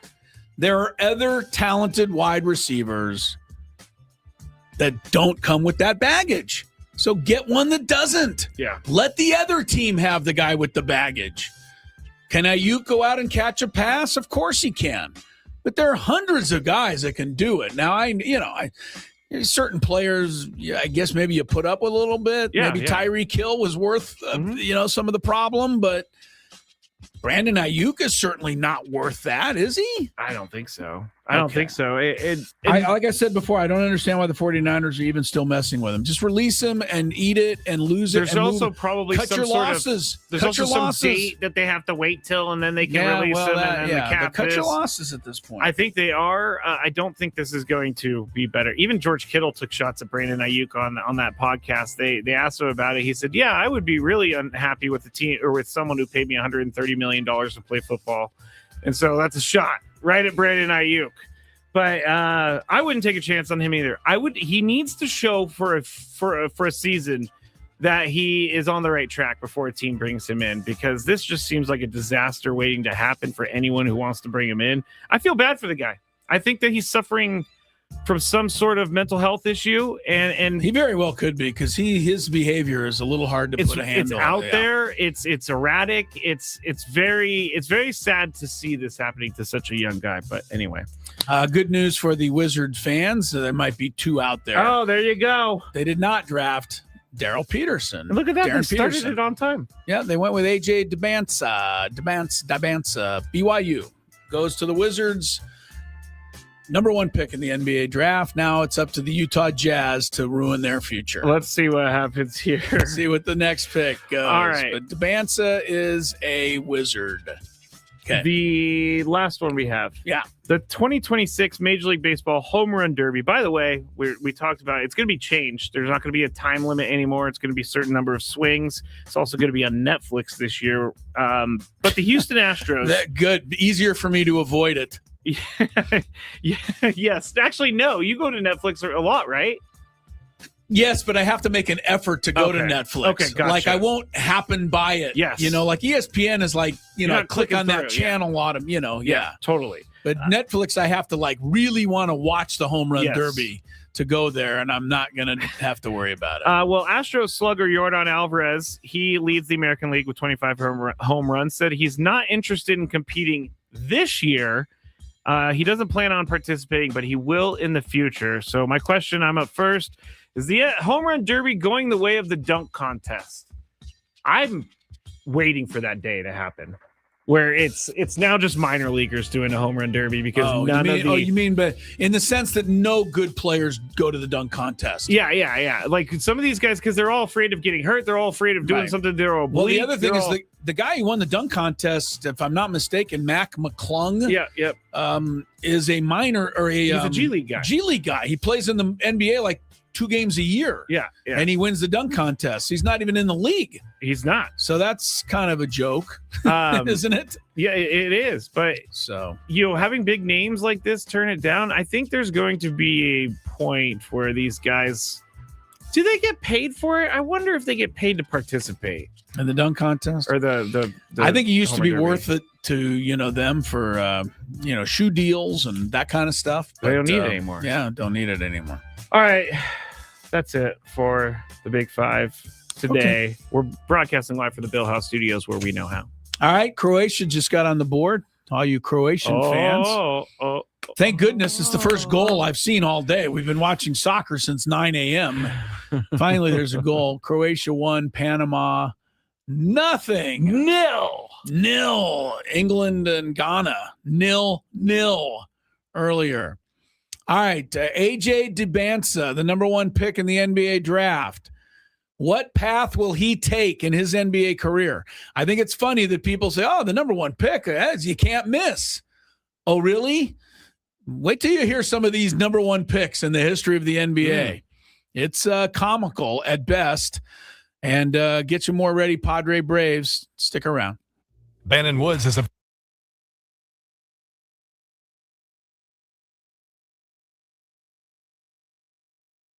And what is before they try, what is the heat index they're facing? Do we know? Or well, you could look up the Scoville on a ghost pepper. Yeah. It's one of the world's hottest. There's a couple of hotters. Scoville's the measurement unit. The X pepper and all of that. Thanks for the education, because I did not know. I've allowed milk and bread, but if I was asked, tell us the actual rules of this. Like the rule is, see if you can do it. I guess you guys alternate spoonfuls until one of you can't. One of you can't do it anymore. Yeah. That's not happening. Until you can't do it anymore. Fulls. I will take one. The winner, spoonful of Skraby, has a jar of here it is. A couple of my jars. I think they both are winners if they pass this. I hate winners. to say, yeah, of course. There will be no back and forth. There will be one spoonful. Now, this is the one that he has right now. The 38, maybe. Okay.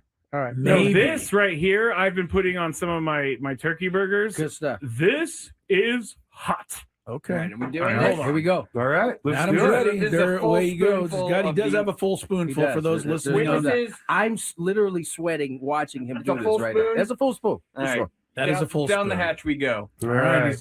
And man, he went the whole thing. He did not. He did not trickle that down the throat. He just hasn't reached for the milk yet. Skraby's coming over. When does the heat kick in? I knew it. When does the heat kick in? Wow. You better go, dude. There goes Skraby. Skraby, did you swallow that, Skraby? Yeah. That is some good stuff. It's delicious. Delicious. We're gonna see it. I'm gonna watch you now. I'm feeling it already. I am. Are you?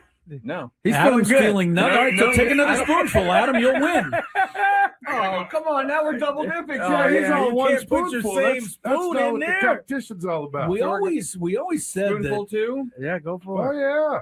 I always said that Adam Klug was kind of had a. I at least used a different spoon, no double dipping. All right. I didn't know where I don't. I think always it thought matters. Adam Klug had a cold persona, but evidently it's just the opposite. All right, Big he boss is Michael handling Bell's this. in the YouTube chat, by the way. What you waiting on? You let laughing at drip in your hand. Oh, okay. Skraby, where are you? Let me see. Okay. I'm just looking at Adam, and Adam's not having any problem at all. Look at you, Adam. Adam is back to. But this I must tell you, Tony, hold on. that Adam has cashed the check. Yeah, he did. Yeah, he did. cashed You said his I wouldn't check. be able to cash I it. did. No, you I cashed sure it, did. man. You You proved cashed me it wrong, for my sure. friend. I Skraby? gotta tell you though, this is further proof that whatever we got him with that tie, The tie thing, was yeah, 'cause super weak. this is less than a 10, he's right? He's over here having a difficult time. You're turning a little red, The time Skraby. was just as bad. You're turning a little hit me red. By the way, faster. this is delicious. Oh my God! he's He's going going for that it. one. Yes. Come on, Adam. Wow, you're gonna have to come back in 6 months with like an 88. Oh. It's 38. We'll have to go with the higher Scoville next time. All right. Oh, wow. Look at this guy. He's talking trash now. Well, I haven't had a sip of milk or bread. He hasn't even reached for it. No, he doesn't came out even of the need the gates bread. talking trash. All right. All right. Now Hey, I'm man. going to take another one. What? Well, Why you are gotta doing hold this another to spoon? yourself. No, because I don't want. You don't want Adam to say he By has the way, one sauce, yeah, baby. get the whole Full spoon, get the baby. same thing that like he's dropping it all in there. Keep the studio clean. It's all anybody's Big worried boss about. Michael watching over here. Come on. Ooh, boy, Scrabe, get back in front of the camera. Your face is red, Scrabe, isn't it, Tony? Are you I'm seeing sweating. the same thing? You are sweating. Your face is definitely. Why do you keep doing this? You're not feeling anything? Adam hasn't even Anything? moved over I there. feel a 1 or maybe a 2 out of 10 here. Wow. Adam That's ridiculous Klug. because I'm. Wow. Adam Klug is a tough Amy's son now of a bent gun. over the trash can. No, over I had there. to spit. I was going to say, it looks like Adam Klug may be producing the rest of the show because he's fine. Scraby may need Scraby's to going to go bed. get bed. Yeah, you know, assistance. Here's what Frank- the milk do. It might Frank work predicted better. that. No. Oh, did he? Frank Scraby's having predicted that. bread. Oh yeah, that Adam would just cruise through this with Frank no problem. predicted this. He did. Frank on the last show. Yeah, said you Adam had would it have like no that. problem. He did. I got a newfound respect from Tony Gwynn Jr. Yes, here. you do. So- all right. So Scraby has the prizes for you, Adam. You have one, a jar of the ghost. You can pepper have as much of this salsa. as you want at all And times. the, Yeah. Mr. Lane's roasty 38 chili powder. You should let me have that chili powder though. I think I do. I think I would do more damage. Started with off this. giving me the mild.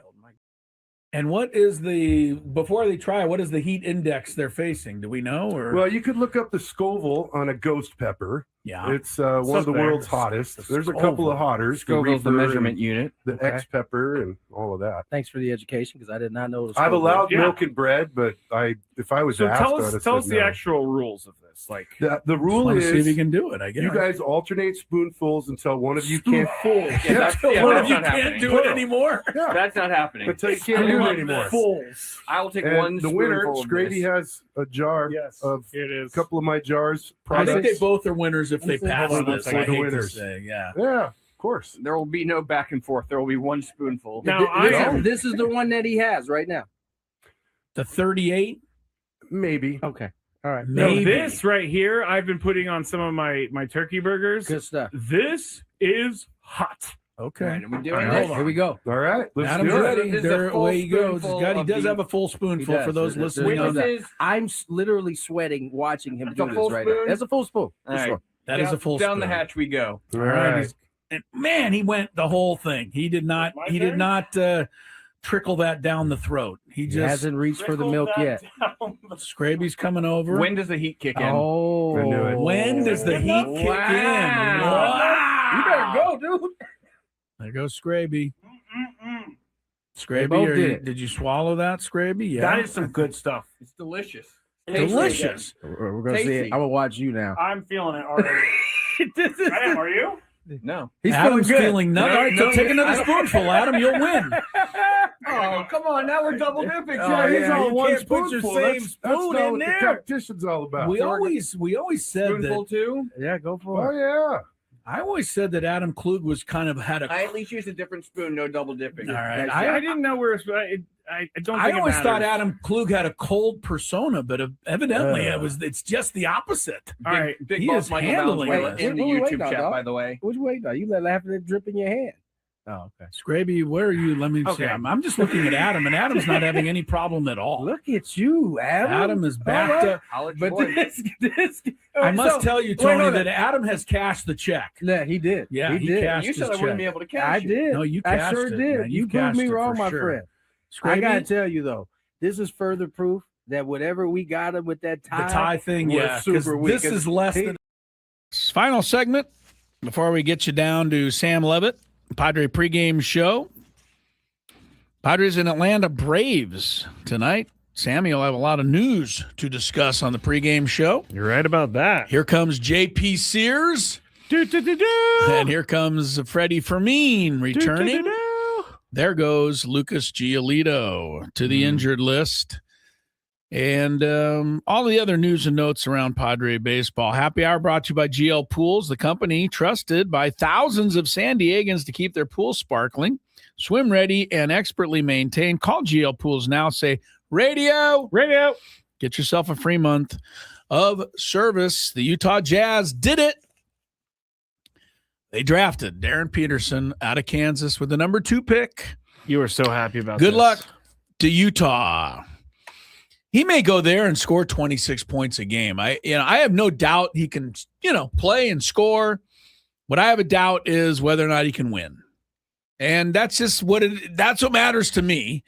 I've always had a thing, like one of the guys that I've always picked on a lot, and I saw him at the parade the other day, and they were celebrating him, and he's beloved in New York, is Carmelo Anthony. And I know Carmelo was part of a championship team at Syracuse as a freshman, okay?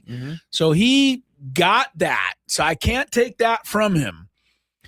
But there's not an NBA player in history that has scored as many points as Carmelo Anthony on as many teams that were good that have never won anything. And if you look at his career, it is year after year after year after year, no matter where he played, Carmelo Anthony's teams were knocked out early in the playoffs. And maybe it wasn't his fault every time, but it's just too, much of a coincidence. And again, I'm not knocking the guy as an actual basketball player putting the ball in the basket. Carmelo Anthony had very few peers. Yeah. He's one of the top 10 scorers in the history of the league. He's in the Hall of Fame. But he never won anything, so that's my thing. That to me is where I make the difference. Yeah, that's so. Like in basketball, there are a few guys every decade that can completely just by themselves change the entire fortunes of a team, but those guys are very few and far between. And unless you're Charles Barkley or you're Ewing or one of those guys in the '90s or Stockton or Malone who can say that, you know what. We didn't win it, but there was a guy named Jordan in the way. I'm going to give those guys kind of a pass. But, you got to be able to win to go to that next level. There's a lot of great guys in the history of the NBA have scored 25, 30 points per game, but you never saw them play in a game that mattered. Yeah. So, anyway, we'll see about Darren Peterson. I'm not a fan. But you look at the number 1 picks. And you say, well, the guy's got to be good. Well, this year it's A.J. DeBansa for Washington, so good luck to him. But here's the list of guys he's joining, or a partial list. About 2 years ago, Zachary Risacher of the Atlanta Hawks. I remember his name being very hard to, but I couldn't tell you anything he did this year. I don't even know that he played. I watched the Hawks in the playoffs. Was he even in their rotation? What's his name? Zachary Risacher, Risacher. Maybe he got hurt. I don't know where he was. I'll give you another classic player. And this guy wasn't hurt, and he was playing, and he was in the playoffs, and he was an embarrassment. But the number 1 overall pick in 2018 was DeAndre Ayton. The Lakers found out about him this year. They got him. He scored 10, 12 points. He got 9, 10 rebounds. But by the end of that series in the playoff, they didn't want him anywhere near off the bench. Do you remember?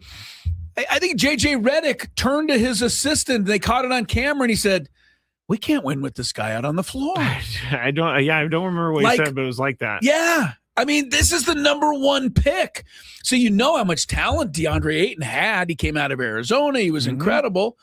But he doesn't work. He didn't play. He didn't care. Markelle Fultz, 2017. Look up his career.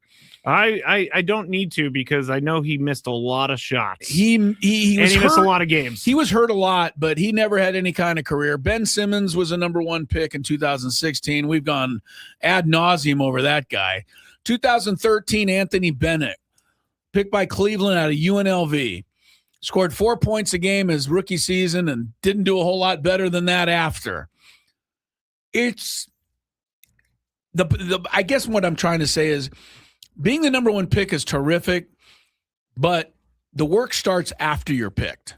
And I think a lot of guys just don't get that.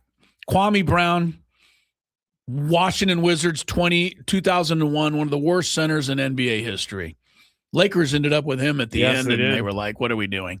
Clippers, 1998. How about Michael Olowokandi? Oh, I remember him. Another disaster. Complete, total, utter disaster. I mean, the league is littered with him. Derek Coleman with the Nets in 1990. What about Adam Morrison?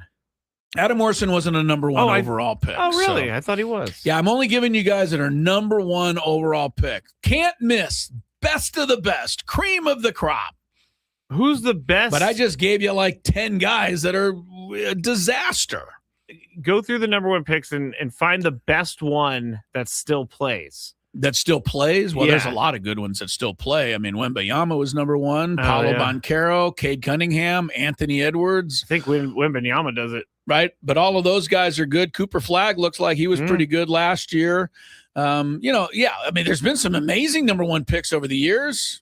Kareem was a number 1 pick. Yes. Oscar Robertson, Magic Johnson, Tim Duncan. Okay. David Robinson, Hakeem Olajuwon, James Worthy. There's Hall of Famers, right? There's a lot of guys that have lived up to what ability they had. That's the who's who. Yeah, right. They've lived up to the ability they had. And I'm sure that, you look at Lou Alcindor coming out of UCLA, Kareem Abdul-Jabbar, probably had every much as skill as DeAndre Ayton. Yeah, probably. But Kareem Abdul-Jabbar developed and went in, was the greatest player ever. DeAndre Ayton took his skill and, went and ate cheeseburgers. I don't know what he did. No, that was Zion. Well, right, but you know what I mean? The whole thing separates once you're drafted. How are you? Maybe Darren Peterson, the guy here gets drafted 2nd by Utah, maybe puts a chip on his shoulder and says, hey, I should have been number 1. I'm going to go show him. That's probably how it should happen. That would be good. But also when you have been touted as the best basketball player ever from growing up in your community, in your town, it's hard to have that work ethic. Very hard. It's very hard to have that work ethic when you're so great the whole way. Number 3 pick was Cam Boozer. Went to Memphis. Number 4, as expected, the Bulls get Caleb Wilson from North Carolina. Do you like this? I have no idea, but, if he can just be half as good as the last guy we took from North Carolina, it'll work out for the Bulls a little bit. But everybody said he was the choice at number 4, so I'm going to go ahead and agree with them. He was 2nd-team All-American last year, despite the fact he was hurt. So obviously has a lot of skill and talent, but I'll say the same thing about Caleb Wilson, really. I've been picking on Darren Peterson a little, but, the work starts right now. Caleb Wilson, you're going to work. You work at your craft. You're going to, learn your moves. You're going to be able to, your footwork, can you defend? Can you put some weight on so you can hold up, defensively against some of these post guys in the NBA? Whatever, it's going to take. He's a little thin right now. You look at him, right? He's tall, but he's thin. So, I was just about to say, he's looking really good, and I know you hate it when they do the highlight packages, but his highlights look pretty good. Yeah, of course. Yeah, they never show a guy missing a shot on the highlight package. They don't, but like the way he's making the shots, he's got long arms. He's got the long arms. He's got the wingspan, so he can do a lot of things. I think he's gonna have to bulk up a little bit. Yeah, probably to play in the NBA, but they will bulk him up, and we'll see. The other thing about the NBA, it's different because if you can't shoot right from like the perimeter, look at Wembanyama, 7'5", but you got to have a shot. You do. Nobody gets the ball in the post anymore, not more than 1 or 2 times a game. So like it's a the totally Shaq different type world. of players are not around anymore. Right. What would Shaq do in the NBA right now? I love Shaq. He's the greatest. I mean, he would probably be the one guy who could break the mold and just be his They guy. just throw it into him? because But- he's that good. Yeah. He'd overpower people, but would they even throw? I mean, we kept watching Wembanyama in the finals, and we're like, why did they throw it inside to him? But that's just not the way the NBA is played now. And Wemby is, that's number one. And Wemby is kind of skinny. He needs to put some weight on too. I don't disagree. I thought Kat did a good job of kind of muscling him out of there in the finals. So once he gets some weight on him, once he gets a few more years of NBA experience, it's hard to believe that Wembanyama is not going to win like 2 or 3 titles. He's going to be so good. But the landscape is also littered with guys that, make the finals, come up a little short, and then for whatever reason, it never works out again. That has happened also to many guys. Yes. I hope it doesn't happen to Wemby because I generally kind of like Wemby. I think he's good for the game. And he seems like a good guy. I think. Well, some of the Oklahoma City fans thought that he got unfair treatment while he was busy giving guys the business over there. Everybody was looking over here at SGA falling down and, forgot to, blame Wembanyama. Oh, my gosh. So. Brandon says, I'll give Wemby some of my extra weight. Yeah, I will too, Wemby. You want some of my weight? Come on. I will give you some. I got plenty in reserve. I definitely do. By the way, congrats to the Oklahoma Boomer Sooners baseball. They won the championship over North Carolina yesterday. And I got a minute left, Skrabe? Yes. All right. I wanted to get this in. I'm glad I did. John Mayfie, Union Tribune today, saluting the Boys Athlete of the Year, high school best athlete of the year in San Diego County, Luke Jorgensen from the Costa Canyon. Poway High School, Tony Gwynn Jr. High School. I'm happy for Luke, but not for the high school. Luke played football and volleyball. Kind of a strange combination, but good for him. He's the athlete of the year. And here's a really interesting story that I didn't know. The boys coach of the year, Union Tribune, guy by the name of Will Gray. And congratulations to Will Gray. He coached football at Hoover and led them to the Division V championship game. They lost, but he got there. Then when that season was over, he went over and coached Victory Christian's basketball team, and they won the division title or got to the finals or whatever. Hire him anywhere. He was win you a title. He did football and basketball. Good for you, Will Gray. Congratulations to them. That's awesome. All right, Sam Levitt's pregame next. Skraby and I are going to go in the back and fight over the way we give away the Dodger tickets some more. For the record, I don't think it's a bad game. I was just sharing opinion. We're going to the mat, Skraby. All right. We'll give you the result tomorrow when we join you at 2:00. Enjoy the game.